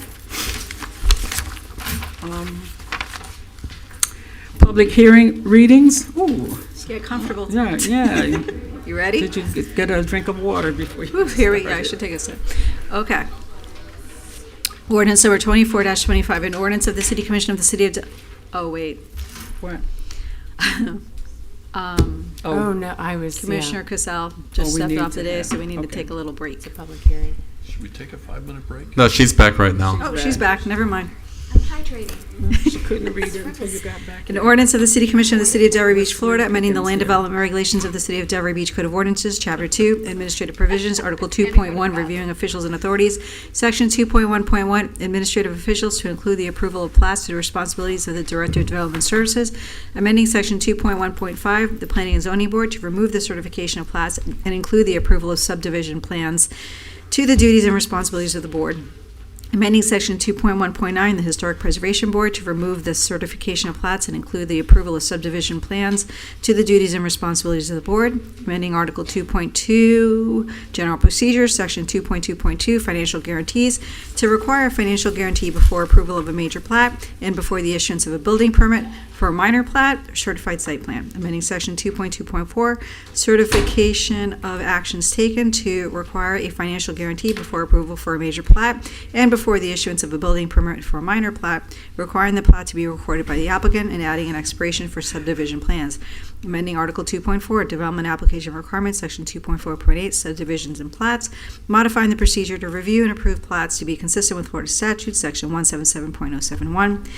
Amending Section 2.4.10, Site Plan Applications, Level 1, Level 2, Level 3, and Level 4, and Master Development Plans to include subdivision plans and adopt procedures and required findings for approval thereof. Amending Section 2.4.12, Certificate of Appropriateness to require Certificate of Appropriateness for subdivision plans for individually designated structures and all properties located within historic districts.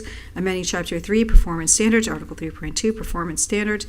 Section 3.2.3, Standards for Site Plan and/or Plat Actions to remove plats from and add subdivision plans, and by amending Appendix A definitions to amend the definitions for major subdivision, minor subdivision, and plat, and to add a definition for subdivision plan, providing a conflicts clause, a severability clause, authority to codify, and providing an effective date. And this is second reading. Ooh. That was a lot. Yes. Okay, All so, right. hi, Anthea Geniotis, Development Services Director. Lynn's gonna recover. She actually had me double check the caption because it was so long. So, okay, so the short part of this is that the state changed the rules, and then we have to update our LDRs accordingly. We have been approving. We are required to be in compliance with state law, so we have given the plats that were in the process up until now, like the option, if they were already far enough along on your agendas. Some of you were approving some of them with the old process just because it was easier for them than to erase the mayor's signature and the city clerk's signature off of the Mylars. But now we've shifted to administrative, and generally, I actually think, as much as you hear me criticize the home rule, changes, this is one where I actually do think it is a more streamlined approach. You will remember we regularly would tell you that the plat that's come after a project has been approved is ministerial. We're not going to fight the project that's already approved all over again with the plat that's just demarcating the parcel lines for the ability to sell to other owners. So some of this is good. It did afford us an opportunity to go into the code, which I think is really funny. When I started here and I read the definition of major subdivision, and it was defined as any subdivision that is not a minor subdivision. It was like, what? So we did.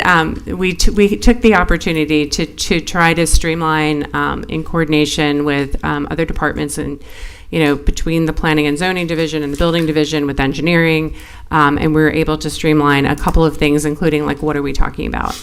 Now, generally, because our city is growing through redevelopment, you see a plat and there's already been a site plan that's approved. You're going to take this land and there's going to be 3 townhomes on it. And you already know there's going to be 3 townhomes on it. So when the plat comes in, it's got 3 lots on it.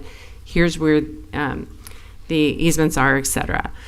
We do occasionally have a project like the one that is coming up that Toll Brothers is doing over by the old monastery, where they actually are creating new single-family lots and they're putting new roads in.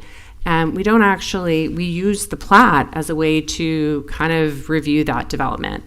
So if the plat goes in administrative, we need to have a plan that captures those rare instances when Sherwood's golf course changes to homes, or those types of things, so that we have a subdivision plan where you can evaluate the impacts of the number of houses, you can evaluate the street design, the landscape plans, things like that. So this is putting that piece into place. Again, we're a built-out city. This doesn't happen that often. It's more building by building, or infill project by infill project. So that is what we needed to have. So what the result of the Florida legislature's action is, once the site plan or the master development plan is approved and the plat comes in, whether it's a major or a minor, majors being you're making new streets where there weren't streets before, you're running new utility lines, not just connections, but new significant new utility lines. Minors being you have a piece of property that's already on a city street that already has water and sewer in it, and you're just moving the property lines around a little. That doesn't require as much review. Obviously, if something needs a waiver, it needs a waiver, but we did need to add this new subdivision plan in for when it is multiple home sites that are mostly you're dividing up the land pursuant to the base zoning as it exists. You're not doing anything different than that. So if you don't have relief, you can be approved by Planning and Zoning Board or Historic Preservation Board, depending where your property is. If you need relief, then it would go as a recommendation to commission, which is the way waivers work now. Makes sense. So for quick examples, you have a site plan. We all agreed this building was going to, or these buildings were going to be built here, whether or not we love that the doors are recessed or not. So when this comes in and it's 3 home sites, you're not going to see it. I'm going to look at it. Engineering is going to look at it. Utilities is going to look at it, and the directors will sign accordingly, because this is truly just a technical ministerial document. There's, the commission is going to come in and have a new discussion as to whether 3 townhomes are allowed here anymore. You've already done that with the approval of the site plan, and even if you didn't take specific action, it would have been on your appealables. So again, this is Commissioner Casal. This is the one on Barwick Road that came in years ago. Once this master development plan is approved, the plat that realizes it again will now be administrative. So this one had a master development plan. Now we're talking about the one that is Leighton Point, which is next to the golf course and the old monastery building. This doesn't have a master development plan. This was a straight zoning subdivision. And so this is what that subdivision plan, I mean, they were nice enough to provide all this, but really the review of this development was happening through the plat.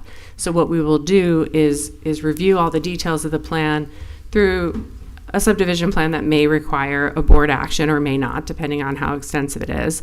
But this part, the plat, again, will just be administrative once it's finished. So we just needed to make that new avenue for a subdivision plan that has, and the distinction is, do you have common open space area? You're not just doing people's lots. Are you doing new street design? Things like, do you have common amenities? So again, this is all sort of figured out how we would do it. That's the basis of what's in here. I've got the details of the different sections. The other issue that we had is when a financial guarantee is required. This was actually making a little bit of an issue with building permits because the code said that you had to give the financial guarantee at the time that you platted. Well, if you're taking an existing parcel and it's already on a city street and you're dividing it into 3 lots, there's no risk that the people who buy those lots, if the developer disappears, aren't going to have access to their street. Right. So that financial guarantee really should be collected at building permit when you're going to break the city sidewalk because you're putting in a driveway or you're going to move utility lines around. When you're doing a project like this one, right, and you plat each of these into individual properties, and I buy this one, and Commissioner Market buys that one, and Lynn Jellin buys that one, if the developer goes out of business before this road is created and before all the water and sewer lines are made, my property is not functional. So that is when in this ordinance, we would collect the financial guarantee at the time of plat. So we've made that distinction, and we think that is going, to make development run. We'll collect what we need when we need it, and it won't be. I think it'll just be a smoother process. So anyway, I'm here if you have questions. I don't have to go over all of these minutia, but if you would like to, I can. And again, this is just a consistency with the comprehensive plan related to, different policies that this supports ultimately. And again, I think it's an improvement, but it is an improvement we have to do because of state action. So the Planning and Zoning Board did review this in September, and they, at the time, voted 5-0 to recommend approval. Again, if you have any questions. Okay, thank you. Commissioner Casal, any questions? Public comment? Thank you, that makes great sense. I'm sorry, we need to open it up for public comment. Oh, okay, sorry. This portion of the meeting is open for public comment regarding this item. Are there anyone here for public comment? Seeing none? Move on. Commissioner Casal. Okay, great. This makes good sense. I mean, because you're approving the site plan, so it's but I just do, and I like the financial agreement aspect of it. Will that go on and appealable just for the heck of it, or does it not? I mean, is that just going to be the end of the line? The subdivision plan, if it is, final action is by either administrative or by a board, it will be an appealable. That's part of why we wanted it, was so that there's a way to evaluate the development impact itself outside of the ministerial action of the plat. Got it. I'm in favor. Okay, thank you. Commissioner Margaret. Yeah, this is perfectly logical, makes good sense. I'm totally in favor. Yeah, absolutely. It makes a lot of sense. Don't need to approval over approval over approval. So A motion to approve ordinance number 24-25. Second. All in favor? Aye. Aye. Okay. We are on to 8B. Ordinance number 29-25, an ordinance of the City Commission of the City of Delray Beach, Florida, by amending Title 9, General Regulations, Chapter 95, Emergency Management, Section 95.07 of the Code of Ordinances of the City of Delray Beach, by creating Section 95.07, Adoption of the National Incident Management Systems, NIMS, providing a conflicts clause, a severability clause, authority to codify, providing an effective date, and further purposes. And this, too, is second reading. Okay, Chief Martin. Good evening, Commissioners. For the record, Ronald Martin, Fire and Rescue Chief. This is pretty much just codifying and giving us a stronger legal and operational framework by incorporating NIMS requirements into our city's municipal code. As you guys know from previous trainings, NIMS and the Incident Management System, which is the framework for how we respond to all types of incidents, enables interoperability and helps us secure optimal financial grants for preparedness, mitigation, response, and recovery of those costs. By codifying this, it gives us a stronger legal framework in the city's municipal code of ordinances. Thank you for your consideration. All right, thank you. Any questions? This is a public hearing. Wait, I'm sorry. public hearing. Gotta just open Public it. hearing. Sorry. Okay, keep forgetting that. Both of us. Are there I'm here. anyone for comment on this item? Okay, thank you. All right. Motion to approve ordinance number 29-25. Second. All in favor? Aye. Aye. Thank you. Okay, thank you. All right.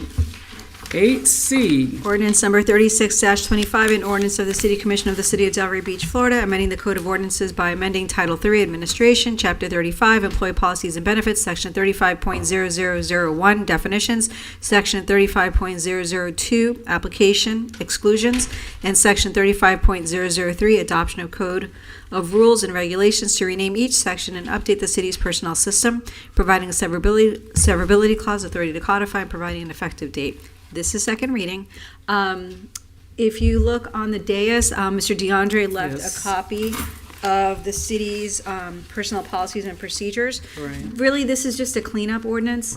When back in 2017 or 2018, the former city attorney took out all of the personnel policies from the Code of Ordinances, put it in a manual, the same way that we did the purchasing policies.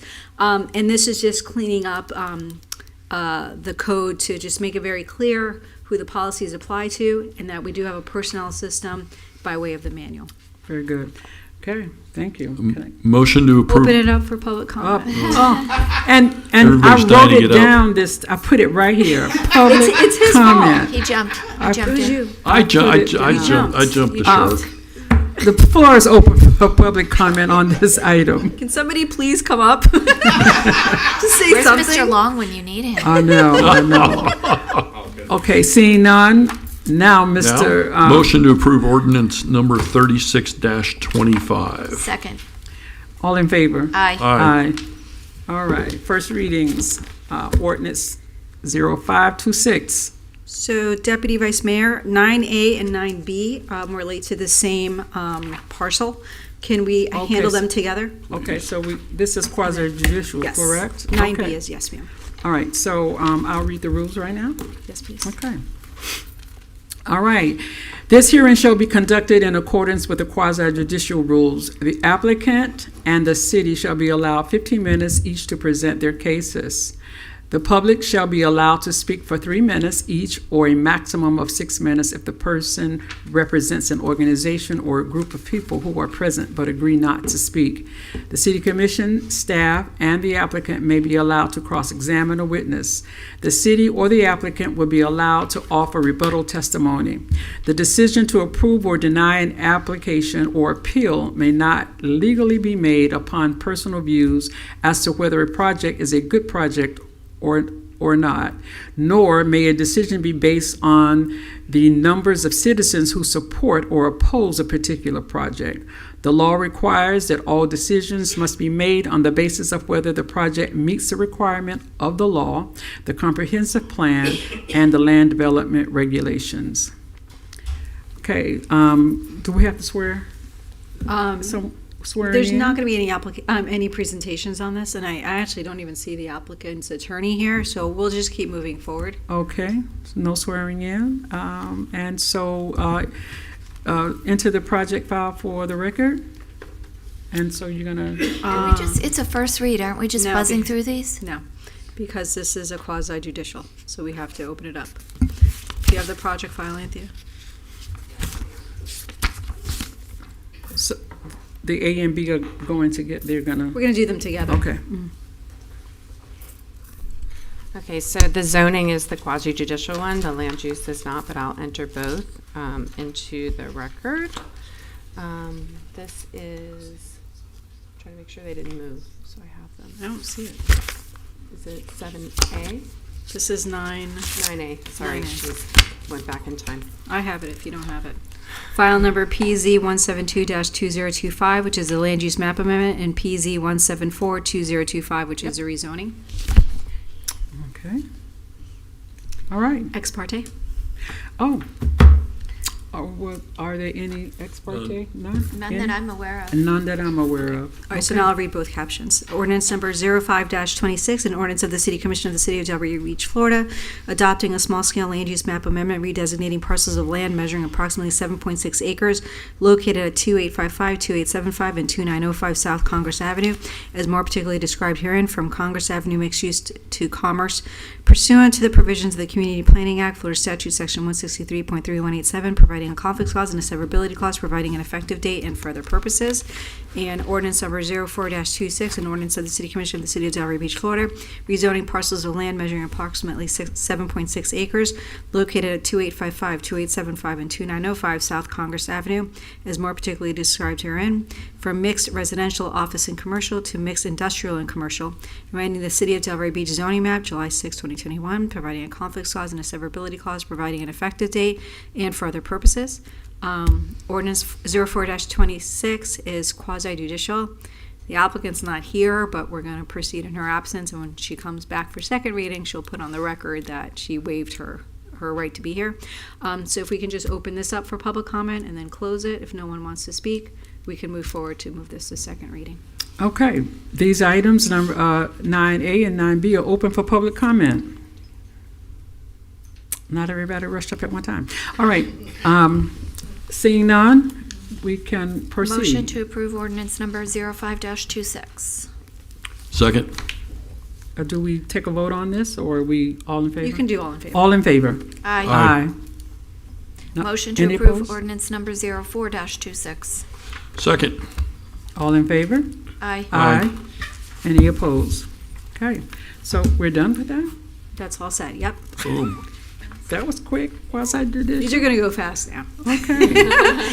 C and D are the same thing, Deputy Vice Mayor. They're both related to the same item, so can I read them both together? Absolutely. Ordinance number 06-26, an ordinance of the City Commission of the City of Delray Beach, Florida, amending the land development regulations of the City of Delray Beach Code of Ordinances by amending Chapter 4 zoning regulations, Article 4.4 base zoning districts, Section 4.4.3 single-family residential R1 districts, subsection C accessory uses and structures permitted, Section 4.4.5 low-density residential RL districts, subsection C accessory uses and structures permitted, Section 4.4.6 medium-density residential RM districts, subsection C accessory uses and structures permitted, Section 4.4.7 planned residential development PRD district, subsection C accessory uses and structures permitted, and Section 4.4.17 residential office RO district, subsection C accessory uses and structures permitted, to remove boat dock regulations that are not consistent with Article 7.9 mooring structures, and by amending Appendix A definitions to update the definitions of boat, lift, dock, and finger pier, to adopt a definition for marinas and mooring structures, and rename the definition of dolphin as piling, providing a conflicts clause, a severability clause, authority to codify, and providing an effective date. Ordinance number 07-26, an ordinance of the City Commission of the City of Delray Beach, Florida, amending the land development regulations of the City of Delray Beach Code of Ordinances, Chapter 7, Building Regulations, Article 7.9, Docks, Dolphins, Finger Piers, and Boat Lifts, by repealing or replacing Article 7.9 to provide updated regulations for the use, providing a conflicts clause, a severability clause, authority to codify, and providing an effective date. Ooh. Okay. Exhausted. Motion to approve ordinance number 06-26. Second. All in favor? Aye. Aye. Any opposed? Motion to approve ordinance number 07-26. Second. All in favor? Aye. Aye. Any opposed? Okay. 9E. Ordinance 01-26, an ordinance of the City Commission of the City of Delray Beach, Florida, amending Title III, Administration, Chapter 33, Police and Fire Rescue Departments of the Code of Ordinances of the City of Delray Beach, Florida, by amending Section 33.74 definitions to implement pension changes contained in the 2023-2026 collective bargaining agreement between the city and the Professional Firefighters of Delray Beach Local 1842 IAFF, Inc., providing a conflicts clause, a severability clause, authority to codify, providing an effective date, and further purposes. Okay. Motion to approve ordinance number 0126. Second. All in favor? Aye. None opposed.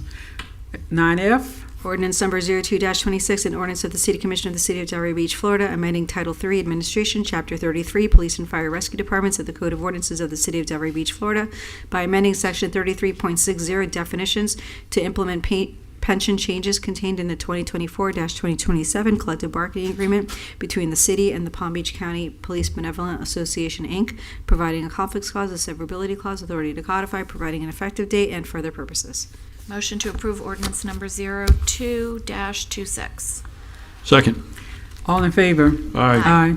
None opposed. 9G. 9G and F are both related to the same thing, so if I can just read them together. Absolutely. Ordinance number 08-26, an ordinance of the City Commission of the City of Delray Beach, Florida, amending Chapter 96, Fire Safety and Emergency Services of the Code of Ordinances of the City of Delray Beach by repealing Section 96.18, automatic external defibrillator and bleeding control kits, and readopting same as revised as new Section 96.12, automated external defibrillators and bleeding control kits, reestablishing the citywide automatic external defibrillator and bleeding control kit program, with revisions to provide definitions for automated external defibrillators and bleeding control kits in the ordinance, to require all business occupancies exceeding 20,000 square feet provide automated external defibrillators and bleeding control kits, and to authorize a fire marshal designee the discretion to make adjustments to the location of automated external defibrillators and bleeding control kits, providing for immunity from civil liability pursuant to Florida Statute 768.1325, providing a conflicts clause, a severability clause, authority to codify, providing an effective date, and further purposes. Ordinance number 09-26, an ordinance of the City Commission of the City of Delray Beach, Florida, amending the land development regulations of the City of Delray Beach Code of Ordinances, Appendix A, definitions to remove the definitions for automated external defibrillator and bleeding control kit, providing a conflicts clause, a severability clause, authority to codify, providing an effective date, and further purposes. Okay, can I get a... Before we do this, Okay. because we're going into the second read, City Attorney and I were discussing this, how some of these other cities aren't always doing the same thing, and they're not, and in some instances, hotels are being asked to put one on every floor. It's a little bit more than maybe we should be asking. And could we ask the city attorney to do some research and see what's going on around us and fashion this to be, not. I love the liability part that you put in, but I still think we're asking a lot of our businesses, and maybe we should see what others are doing, because we don't think everyone's doing the same thing around us, and fashion something that's a little bit more business friendly, if you will. Okay. Is there Thank you. consensus for Is that? Do we have a Yes. consensus Sure. for that? Be good Sure, with that. yeah. So can we approve it for second reading, and then we'll get you that information? Do you Okay. want to, we might just postpone it and maybe do a presentation before second reading, so that you can We decide already had the what changes. presentation back when we decided to go forth with this, but I did not realize some of the things. So we already did this whole discussion. We did. I wasn't totally in favor, but here, the liability part was my concern, and it's in there. Mhm. But I didn't realize then they were going to be asking for all this additional stuff. They So did they put I guess a additional- presentation isn't required, at least on that small subject. So you think it's too demanding for the businesses? That's what I'm hearing? Yeah, okay. So I will do the motion to approve, motion to approve ordinance number 02-26. Second. Okay, all in favor? Aye. Aye. Motion to approve ordinance number 08-26. Second. All in favor? Aye. Aye. None opposed. Okay. So we are now to 9H. We just covered that. correct? Okay, we just did that. All right, so we are on the city manager for comment and inquiries.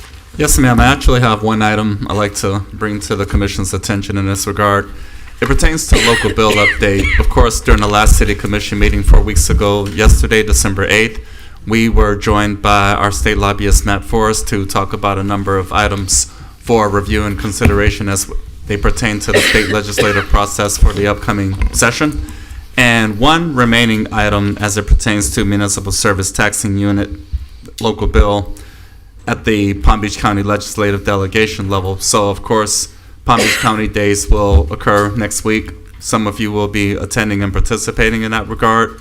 I thought it would be appropriate to take a moment to update the City Commission in terms of what this looks like. So I do have a packet of information that was initially compiled by the Palm Beach County League of Cities 2 weeks ago, and Assistant City Manager Jeff Forrest was likewise asked to provide a brief summary of the local bill in this regard. And again, it pertains to municipal service taxing unit. Why bring this to the attention of the City Commission at this time? Because various municipalities are in fact taking a position regarding this particular matter, and I thought you all should be made aware accordingly. So with that, Ms. Doris, if you would briefly summarize the elected officials to this effect, that would be great. Meanwhile, I have information for each of you three, along with Madam City Clerk. Thank you, For the Mr. future, Margaret. can you provide us that information before the meetings? It's always helpful for me to read the stuff before we get here to have a conversation. And if you've had it for weeks, it would have been helpful if we had it. I usually try to do that, and this was a decision over the last day, so otherwise I apologize for the inconvenience. Nevertheless, will do. Thank you. You're welcome. Good evening, Jeff Forrest, Assistant City Manager. I'm going to try to make this as painless as possible and as quick as possible as well. It's a local bill that'll be filed regarding the provision of fire rescue and emergency medical services in annexed areas of Palm Beach County. The bill under consideration by the legislative delegation, actually I understand that they took action on it today unanimously, is what I've heard. I have not confirmed that yet. Regarding the provision of services in areas that are annexed into a municipality. Essentially what it says is if an area is annexed into a city, the county needs to continue to provide fire services for a period of 8 years. Now, there are some nuances in there, of course, but it's basically the city would have to pay the lesser of what the municipal services taxing unit for fire rescue services in the county would have collected, or that portion of cost for fire rescue and emergency medical services that would be paid from the ad valorem taxes and other fees collected by the annexing city. The other interesting thing, and actually it's a little later in this, is that the MSTU, the county MSTU, essentially the county fire department, fire rescue department, would retain all jurisdiction over fire services in that area. So even though it becomes part of the city would have no say in the way those services Could I are stop provided. and ask a question before you get further on? So you're saying we annex in Barwick Road property that we annexed, and Barwick Road property then is still paying the taxes even though we've annexed them in, and they're getting services. But what happens when you have that mutual aid service? I mean, because we're providing services out there all the time anyway. That department is literally a block away. So this doesn't make great sense. Now, we don't have a lot of annexation areas. We only have a couple little areas, and it's voluntary. So people would apply for it. We can say no on this basis, but how is that working with mutual aid? So, well, it's not that it would work into mutual aid. It would come into play a little bit later when discussing the timeline for and whether exactly how long the time would be. If you give me the leeway, I'll probably get there in just another slide or so. Okay, sorry. So again, it's the lesser of these two amounts that would then be paid to the county for the MSTU to provide those services for a period of 8 years. Now, That's absurd. Now, the idea is that the negotiation between the county and the city can provide for a different length of time, both longer or shorter, provided that the city can show that the service will not cost more to provide, and at least the same level of service will be maintained, and that a sufficient level of service can be maintained without duplicative or unnecessary expenditures and duplicative collection of impact or other fees. This is where that would come into play.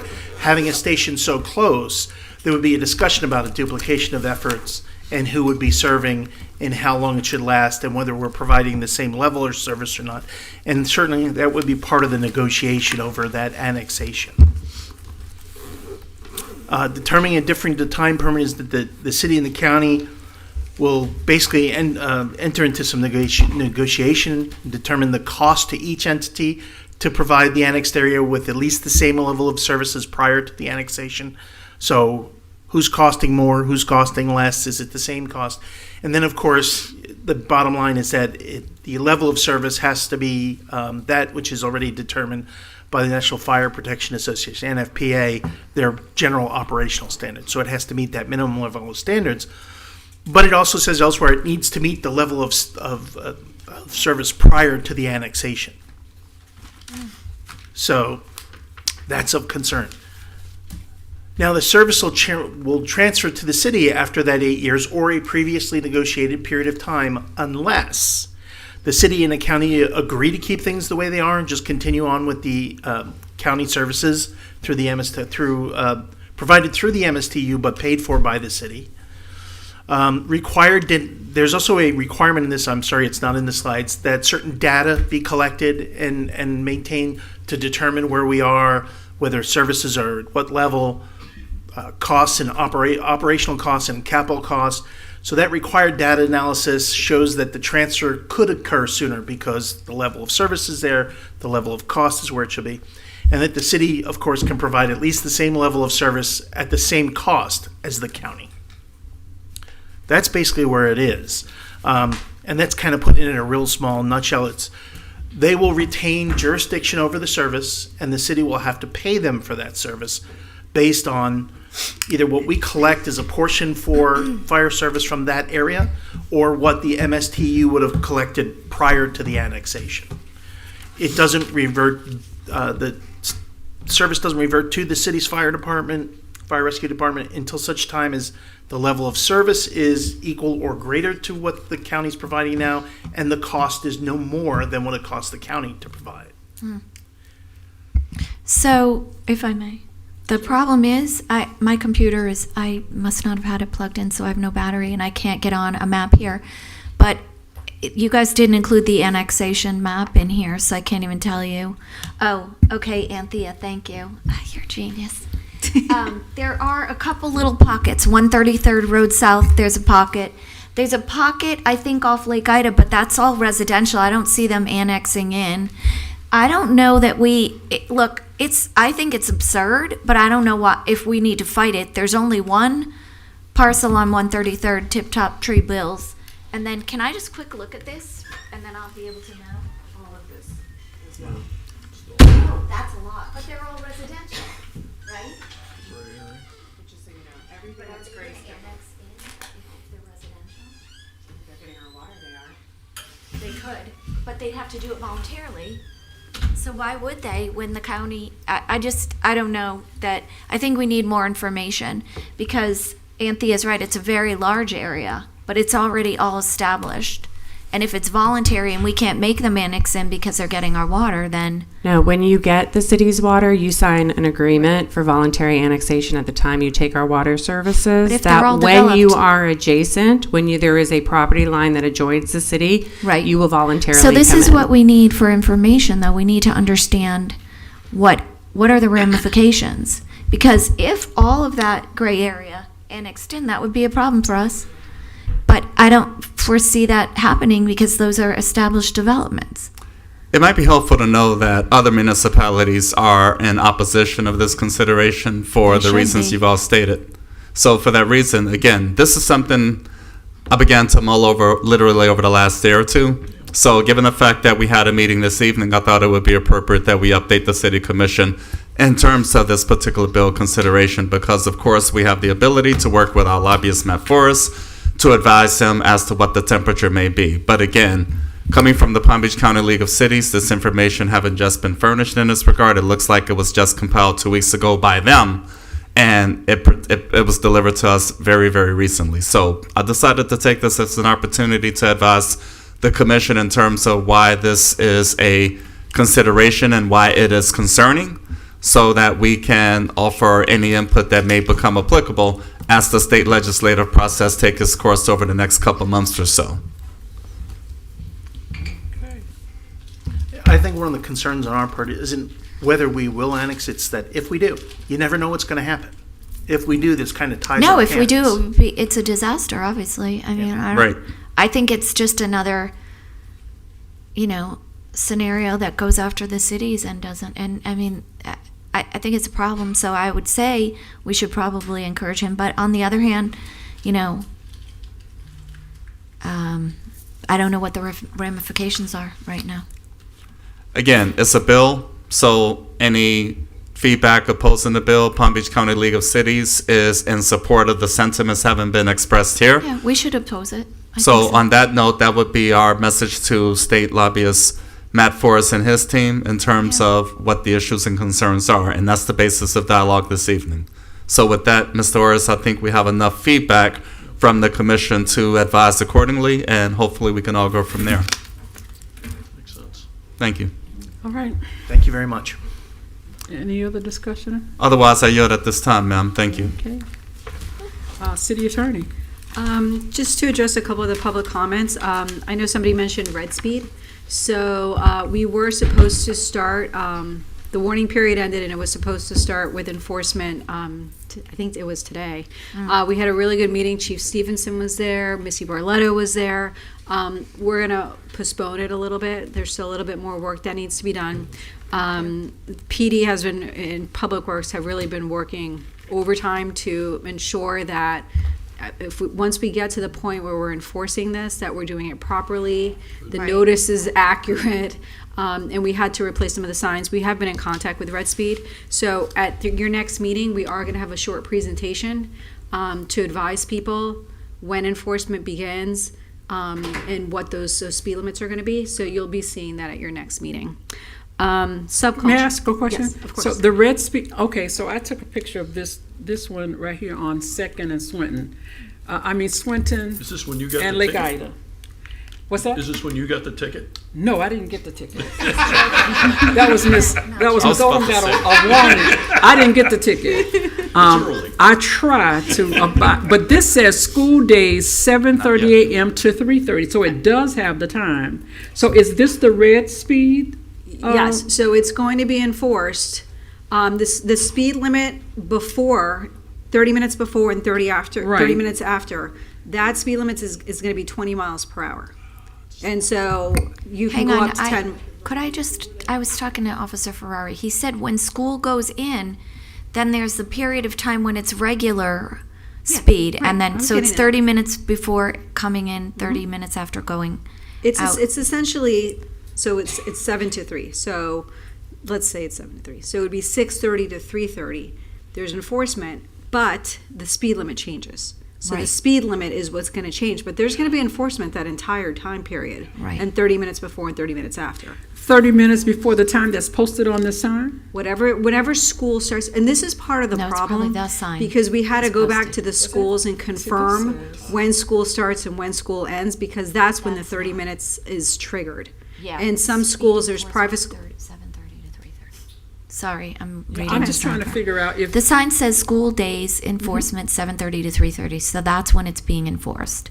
7:30, so the school probably starts at 8 and ends at 3. Correct. But when it's not flashing, it's the regular speed limit, Correct. but they're still enforcing. But there's a window that, Right. there's Okay. so So that's very that confusing. you If I can may, go 10 miles per the hour. police are over. going to put out I was talking to Officer Ferrari because there was some news that was not perhaps exactly accurate. They're going to do a informational campaign, videos and the like, and get it out to the public. Because And like I there's some said, they're going to confusion. do a presentation at your next meeting. There's a lot of confusion, and Yeah. so we Yeah, need it to make is. sure that everybody's on the same page, everybody's informed, Right. and then they'll start the actual enforcement. We did retain a special magistrate who's going to handle these hearings once a month, but we're not having hearings until we're ensured that this is functioning So properly. it's indefinite when it officially starts? No, I think within the next month or so, we'll be Okay. starting it. I think at the next meeting, they'll give you an approximate start time. And will you still be giving the warnings in this period of time, just so people get acclimated? Thank you. There's no tickets being issued at this time. Okay. That's Okay, great. So that's that. Subculture. I did speak to Mr. Rich Wagon briefly. I didn't see his email. However, we are in litigation over some of the violations. Mr. Mayo appealed the magistrate's finding of guilt, and so we're dealing with that in court.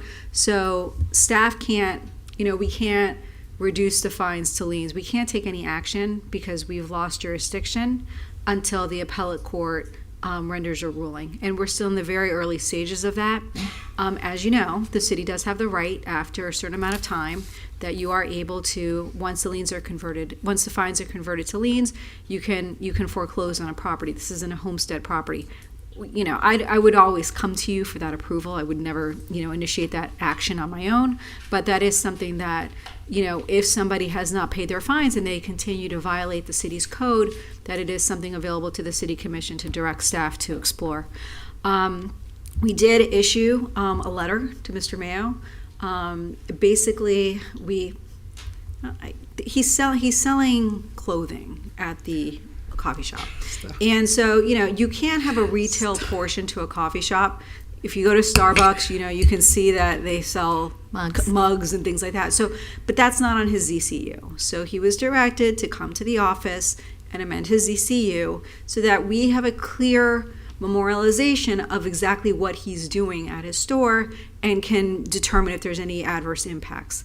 One thing that Mr. Rich Wagon mentioned that's not entirely accurate, when Mr. Mayo initially got his approvals from the City Commission, he did mention, and as part of the conversation, he offered that at some of his locations, he does enter into off-site parking agreements for his employees so that they're not utilizing the actual parking for the patrons. It wasn't a condition of approval, but it was certainly something that the commission was presented with that could have presumably led to their approval of his in lieu parking. That's something that if the commission wants to direct me to look into, because I think it's accurate that he no longer has the off-site parking agreement. I know Mr. Orris had reached out to him and asked for copies of the agreement. I don't know if he ever obtained that. But if it's something that was contemplated as part of an approval, I think that the commission has the opportunity to come back, review it, and determine, is he in compliance with what he told us? He said it was going to be a grab and go. I don't know if it's a grab and go at this point in time. In a grab and go, with regard to parking, it's a very different scenario because the parking is constantly being turned over. If people are staying there and using it as, a work hub, then the parking is going to be limited. It's not going to turn over, and it's going to create the impacts that you're constantly being made aware of. So I'm happy to look into that if we determine that there could be a violation of the approval for the in lieu parking. I would bring that back to you. We would have a quasi-judicial proceeding, and you can determine how to best act on that. That was granted before we made our code changes. Now we have the ability to, pull these things back. But I do think that it's fair to say that if somebody made a certain promise and didn't fulfill that promise, and now you're dealing with the nuisance aspect of it, I do think it's something that you can consider and potentially either add additional conditions, make additional requirements, and things like that. I would just need your direction if you want me to explore without that. a doubt. I would yes. say do it. Because it was Please. definitely how I made my decision based on the things that were said at the hearing. Okay, so if it's something that's warranted, I'll work with staff. We'll prepare an agenda, a cover memo, present it to you, and we'll ask Mr. Mayo to be present. I'm in agreement. Okay. Could I ask one more question? When I understand what you're saying, because we don't want to be harassing residents, but at this point in time, if he's selling goods and he's not supposed to, is he getting cited? Are there still issues going on that are worthy of citing? And if so, are we citing him? Because I do think that at this point in time, this is just out of control. So remember, the goal of code enforcement is always compliance. Right. So But we're we not made a getting determination that we would send a letter and encourage him to come in, make the appropriate changes. Staff would review it. And then at that point, if he is not in compliance, then we'll take whatever action. We have to be careful, though, that these are new violations and we're not working off the old ones. Understood. So that we're trying to be very methodical. I can tell you that Mr. Rose sent me a notice that he wants the city to seek injunctive relief by declaring this a nuisance. I don't believe that this rises to the legal level of a nuisance. Right. I think, yes, is it annoying? Absolutely. Is it creating, negative impacts on the surrounding community? Absolutely. But a legal nuisance is essentially, there's prostitution that's occurring, there's drug activity, Right. and we have proof of it, and we can show support for that. That's not what's occurring. It's a parking problem. And I do believe that there is some self-help strategies that these private business owners can employ that doesn't necessarily require the city's intervention and the city's resources to mitigate. So I'm going to be sending a response to Mr. Rose. You will all be copied on it, but I did want to let you know that legally, I don't think it fits the criteria of a legal nuisance, but I do think that as far as the in lieu parking agreement goes, and the promises that were made in order to achieve that agreement with the city, I think that's worthy of a Thank review. you. Thank you. Good idea. Thank you. That's Okay. it. Happy New Year. Good to see everybody. That's that all? Okay, and to the city commission. You want me to start? Sure. Want me to start? All right. I will acknowledge Development Services. Thank you, Yes. Anthea, for this information, all your accomplishments. Share that on Facebook and we'll share it. We're always proud of you, but the residents should know what you're doing. And to Gina, also your accomplishments at the Creative Arts School. We got an email. Very proud of you. The Downtown Development Authority, downtowndelraybeach.com website has been updated. People check it out, downtowndelraybeach.com. Thank you. Subculture was on my list to ask about the agenda. Mr. Moore, I really just struggle with the changes in the agenda at the last minute and getting information like this at the last minute. I'd rather you scan it and email it, even if it's 24 hours in advance, for me to look at it before the presentation. That helps me. We did have an issue before the holiday Tuesday. I reached out to Mr. Moore and also Chief Martin regarding the lifeguards on the beach. And I just want to say publicly, Mr. Moore, you met with the county regarding discussions of should the county take over our services. That's a policy decision, and you should have come to us before you even made that meeting. Our highest paid employees leaving the building for a couple of hours and going to a meeting and potentially 2 meetings. I don't know. I just saw the one on your schedule, but there may have been more. That should not be happening without you checking with us, because I would have told you out of the gate, don't do it. Only because what we're reading about how the city engaged with, services, and then the next year their bill went up and they're basically fighting, and it doesn't seem workable. And if anything, and I know there's issues because this is a union contract and the like, maybe that department needs to be its own standalone department somehow in the city. I don't know how that works, but in the future, if you're doing something that relates to a policy decision, I'd like you to come to us for a consensus before you do it. I might have said go and chat with them and bring back the information, but I might not have. But I would like that opportunity, if you don't mind.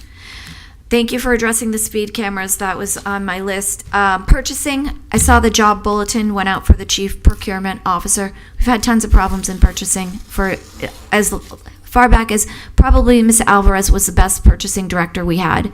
And unfortunately, we created a scenario where she left. But having said that, that department should be independent, I think, outside of finance. And that department needs a strong director with serious municipal experience. And in looking at I spoke to Dwayne about this, to ask him some questions about the job posting. Didn't have a date of closing on it, but he said it's open. It's outside of the city, and I would just like to make it known that I do believe that this department, we need to work on this department. We're doing all piggybacking. We're doing Sourcewell. I don't know that we're doing the procurement in the way that we used to, and I hope we get somebody experienced in there so we can, get that department back working as it should be and as it was. I have a budget question. Our department, it's for Mr. Moore. It's not for Henry. Our department is paying for lunches for all the visioning 3 times we've paid for the lunches. I don't think that should come out of our department. Our department also paid for a lot of supplies. I recall when this began, there was a supply list that had to be purchased. That all came out of our department. I don't think that should come out of our department. And also, am I mistaken? We are sponsoring the League of Cities Luncheon again. Didn't we just do that? That's supposed to be on a rotation where all the cities do it. We shouldn't be doing that over and over again. It's a serious expenditure. So if you could get back to me on that, because I thought we just did it a year or 2 ago, or maybe in the last year. In the last year or so, 2 years ago, that was the case, so it is We're rotational. doing it this year. Right, but how many cities are involved in the League of Cities? It's not 3. I mean, we shouldn't be next in the rotation after 2 years. I believe it's a request on a rotational basis, so not more than a year should any city have that opportunity to participate, and I don't believe that's Would the you case. look into that? 'Cause I will feel like evaluate and follow up with everybody. I sat here for 3 or 4 years and we never did it. Now we're doing it twice in a row, and I'm wondering who's authorizing that. Typically, when we authorize that, that comes in front of us for us to say we want it or we don't want it. So if you could figure that out, I'd appreciate that. I did speak on the Creative Arts School. Can we get a date for the Run with the Chief? Because I'm trying to work on my mile, and I need to know how much time I have. I don't want to come in last. Okay, this is food trucks. People are asking questions about food trucks because they're parking permanently around the city. They're laying out carpets, they're parking, they're putting up lights, and they're operating as a standalone business. And I don't think that they're permitted to do that. And I think if someone could let me know, could we look into that? Because, you know, a standalone business is required to do certain things to be there, and a food truck doesn't have those same requirements, but it's benefiting in the same way. Oh, sugar, I can't read my writing. I wanted to thank Mr. Hajimiri. We already did that. Speed cameras. Okay, 2 more things. All of these lots around the city that are converting into paid parking, are they licensed? And do we know that? How is that? How are we monitoring that? If he has team and code verified, they have to get a BTR. Got it. And so I can't speak to all of them being done, but I know But we're working on that. That's what I wanted to know. Thank you very much. And then the last thing, and this is a little hard to bring up, but I'm bringing it up. I'm passing this down to all of you. Banyan Group is advertising that they are engaged in a project with the city of Delray Beach on Atlantic Avenue at the tennis center location. It says multi-use office, retail, hotel, residential, value stabilizing $570 million, project cost $190 million, equity $100 million, opportunity zone, exit 2036, tax-free. Tennis Village is a transformative redevelopment project that will modernize and expand the Delray Beach Tennis Center into a vibrant multi-use designation in the core of downtown Delray Beach. Driven by Banyan Group and Match Point USA, this project is set to preserve the history, legacy of the city's renowned tennis stadium while delivering state-of-the-art facilities. And as you can see by this building, it's well taller than we typically allow in the city. But the gentleman I wrote to Mr. Michael when I saw this and asked him, is this his document? He said it's an internal document. And I said, for what purpose? He said, investors. So the problem I have is the gentleman is implying he's engaged in a P3 with the city to get investor money, and he's not. And now that we're aware of this, I question whether or not we have some kind of concerns or liability. I don't know what the solution is. Maybe the city needs to contact him and tell them that he cannot do that. I don't know. I know he was submitting something, but I think you have to decline that at this point because he's utilizing this document, and we need to understand, and he needs to understand, I don't know that this is appropriate. If there's consensus, we can draft like a cease and desist letter. I think you should do that immediately tomorrow if you are all in agreement. Mr. Markert? I think so. Yeah. Thank you. Okay, I would appreciate that. Thank you. That's all I have for the evening. Thank you all.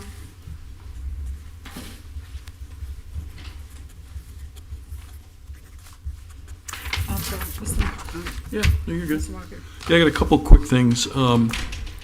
There's a couple things that are on my agenda for the future, just based on being around town over the holidays. Parking keeps coming up. We did not get that right. Of that, there is no doubt. And so we are going to have to invest some more time in looking at parking. It's coming up over and over and over from all of our residents, and I think we owe them another kick at the can to see if we can improve on some of the things that we're testing right now. And I'm sure we can. The other thing that came up for me over the holidays, I was at the Green Market over the weekend, and I brought this up with Attorney Gellin when I met with her this week. The intersection at Swinton and Atlantic is, in my mind, becoming just so dangerous right now. I'm scared of it, and I had a discussion with Lynn about it. I want to meet with Missy about it. I was there a lot this weekend, and there were a lot of near misses. And I think we got to sit down and take a hard look at that intersection. I know there's planned improvements down the future, but I don't want anybody getting killed on my dime. And so I will be asking for some meetings this week to see if we can come up with some solutions that would help improve the safety at that corner. There's also people after the Green Market doing mid-block crosses, and horns are blaring. I mean, we kind of have a problem there we're going to have to deal with. So those are on my agenda going forward. The most difficult thing on my agenda is the following, and it's from my chair sitting here about the Downtown Development Authority. Against my personal wishes, the city conducted an audit of the DDA last month and the month before. I thought, and I voiced my opinion from this dais, that it was completely uncalled for. I thought it was a total waste of valuable time and money. I was proven correct. It was a waste of valuable time and money. The audit found nothing, repeat, nothing malicious. But of course, it highlighted a couple of small improvement areas, which, you know, from my experience of doing hundreds of audits over the years in big corporations, you always find some small things, and you always take action on those small things. Those issues have been discussed with the Downtown Development Authority and the board, and they're going to be corrected. But I mind you, they were about that big. This costs real money. You can sit down and say audits cost nothing because it's people that we have like Elena that are on board, and we're just diverting their time and their priorities. But that ain't the truth. The truth is this stuff costs money. It diverts our time and resources. This is money that we can't spend on other events that, you know, people complained about not having fireworks or well, we don't have unlimited money for things. And when we spend money on audits like we did on this, money can't be spent on other things. Okay, so now my blood pressure is going to go up quite a bit. Then last week I found out that the state of Florida is now going to conduct its own audit on the DDA that was driven by an op-ed from our mayor. It was not the opinion of the commission. It was the opinion of the mayor. And this is now driving an audit at the state level. I think this is unwarranted. It's an unwarranted attack on the DDA. It's a total waste of money and time and focus. So I took time out of my schedule to last week to meet with Senator Mac Bernard, who is, for lack of a better term, potentially the sponsor of this. I had a very good conversation with him. Lasted an hour and a half. He listened. I'm not sure where he's going to take it. We had a good discussion. But I am going to tell you once and for all, here we go. We're going to waste money on something that is just, it's a witch hunt in my view. The DDA is performing at the highest level, and we should be treating them like a valuable partner. And we're not. And my question that I asked a couple weeks ago still remains unanswered. What is the true motivation behind trying to discredit the Downtown Development Authority? And I tell you, for those of you that know me or don't know me, I am a dog with a bone, and I will find out. Because there is something wrong here. Every antenna I have in my head is going up, and there's something wrong here. And as citizens, we ought to all be asking that question, like, what is the motivation that we spent Delray Beach taxpayer money finding nothing for the DDA, and now it's been elevated to the friggin' state, and now we're on the state radar, and money from the state is being spent in Delray Beach. How do you think that's going to affect us? Get ready, guys. This is dramatically wrong. There's something going on here. My antenna are up, and I encourage all of you to keep asking the questions, because I'm disgusted over this. We have a valuable partner who's done nothing but good work for us, and there's a witch hunt going on. I'm not going to be a part of it. And I will be a dog with a bone on that issue. Are you done? I think I'm done. Okay, thank you. All right. A lot of what everybody has said has already been said, but I wanted to congratulate Anthea on her accomplishments, and then the Creative Arts School as well. And I continue to hear and very proud of the city that I live in. The employees, the directors, the people with boots on the ground, the compliments that Ms. Odom gave, and that you constantly hear this throughout the city. So, you know, we have some great people that live in our city and that work for our city and that cares about the city. I can't say that they get paid accordingly. However, they are dedicated and dedicated to the city and making sure that there's quality work that goes out. So kudos to all of the employees of the city. I'm very proud to be a member of the city, not just like the city, the county, and now internationally with our sister city. I didn't realize that we were like 6 sister cities. I thought we were just with the Japan one. So that was interesting to find out as well. So internationally, Delray is on top. Like, just I'm very, very proud of it.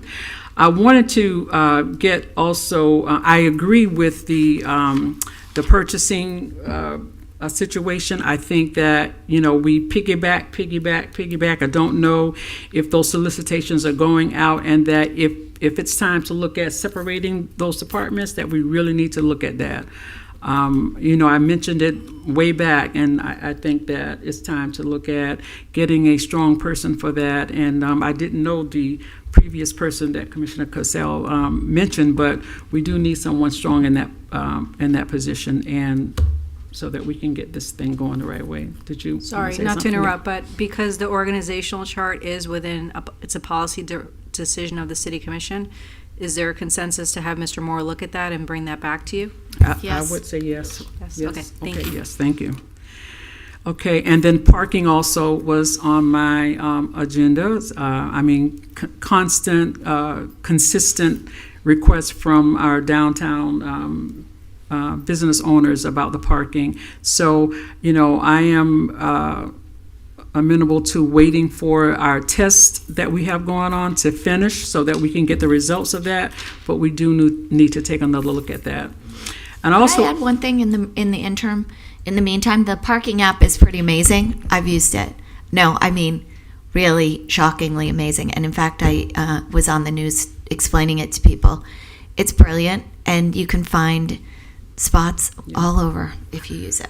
And I've used it, and that's saying something big, because I'm not a technology person at all, but I've used it, and I like it. I also wanted to get consensus. Ms. Deborah Walker mentioned having a drive-by of the fire department, I think it was, for Ms. Livingston, who is celebrating 99 years. I would like to get consensus for us to have that. And then also, we have a Mrs. Stubbs, her daughter, Kara Howard, asked me, they would like to get a certificate of recognition. They're not going to do a drive-by, but they're going to have their own family celebration. And Mrs. Stubbs will be turning 100 years old. And she is one of the pioneers and natives of the first Bahamians to move here to the city of Delray. So I would like to get consensus that we would Can we just say like one vehicle from each department? Is that acceptable? I'm not sure what I think the request was. It's one for each department, so one from police, one for fire to stop by for both events. That's something I think is appropriate. Okay. And now I'm agreeing with the recognition on the birthday. All right. Thank you for both of those. And what else do I have? That was it, I think. I had one more thing Mr. Moore reminded me that I brought up, so my memory. I wanted to talk about the open vice mayor position that we have. Oh, yes, you did say that. You And said that. I'd like to get some opinions from the dais about what people are thinking about that. Like I said, from my background with business continuity, it's probably not something we want to leave open for too very long. You know, stuff can go wrong, and maybe it'll never will, and that'd be great. But I think we'd be remiss as a governing body if we didn't replace that person. Well, just my personal opinion on it is, I think that the charter talks about how that is supposed to go, and I think we should follow that. However, for me, I think that once we replace Commissioner Long's seat, then we should, be concerned about that. As of right now, I'm not too concerned about it, but I think that we need to have the 5 members here, and I hope that we can come to a consensus so that we can choose someone, and then at that time, be concerned. That's just my personal opinion about that. Commissioner Casella? No, that makes sense. It's fine. I mean, we're looking at, making a vote on that on next week. So, it's not that we're going to be delaying it. 2 that weeks. we will be, Yeah. on Next the 20th, meeting. the next meeting. Would you all suggest we bring this back up at that meeting? Sure. Sure. That would be appropriate. Yes. You feel okay with that? Great. Thank Lynn, you. is that okay? We can just move the agenda item that was originally created, and we'll just put it after the Correct. selection, and then you can have the conversation. Okay. And that will be published accordingly. Good. Okay. Thank you. Yeah, and I apologize. Maybe I'm being over dramatic on it, but I just feel in the day and age that we live with, these business continuity situations happen. They come out of the blue, and you got to be ready for them. And I think we should make sure we do that. We're with you. Okay. Thank you. All right, thank you. Is that it? That's All right, it. meeting adjourned. Woo, good job, Ms. Burns.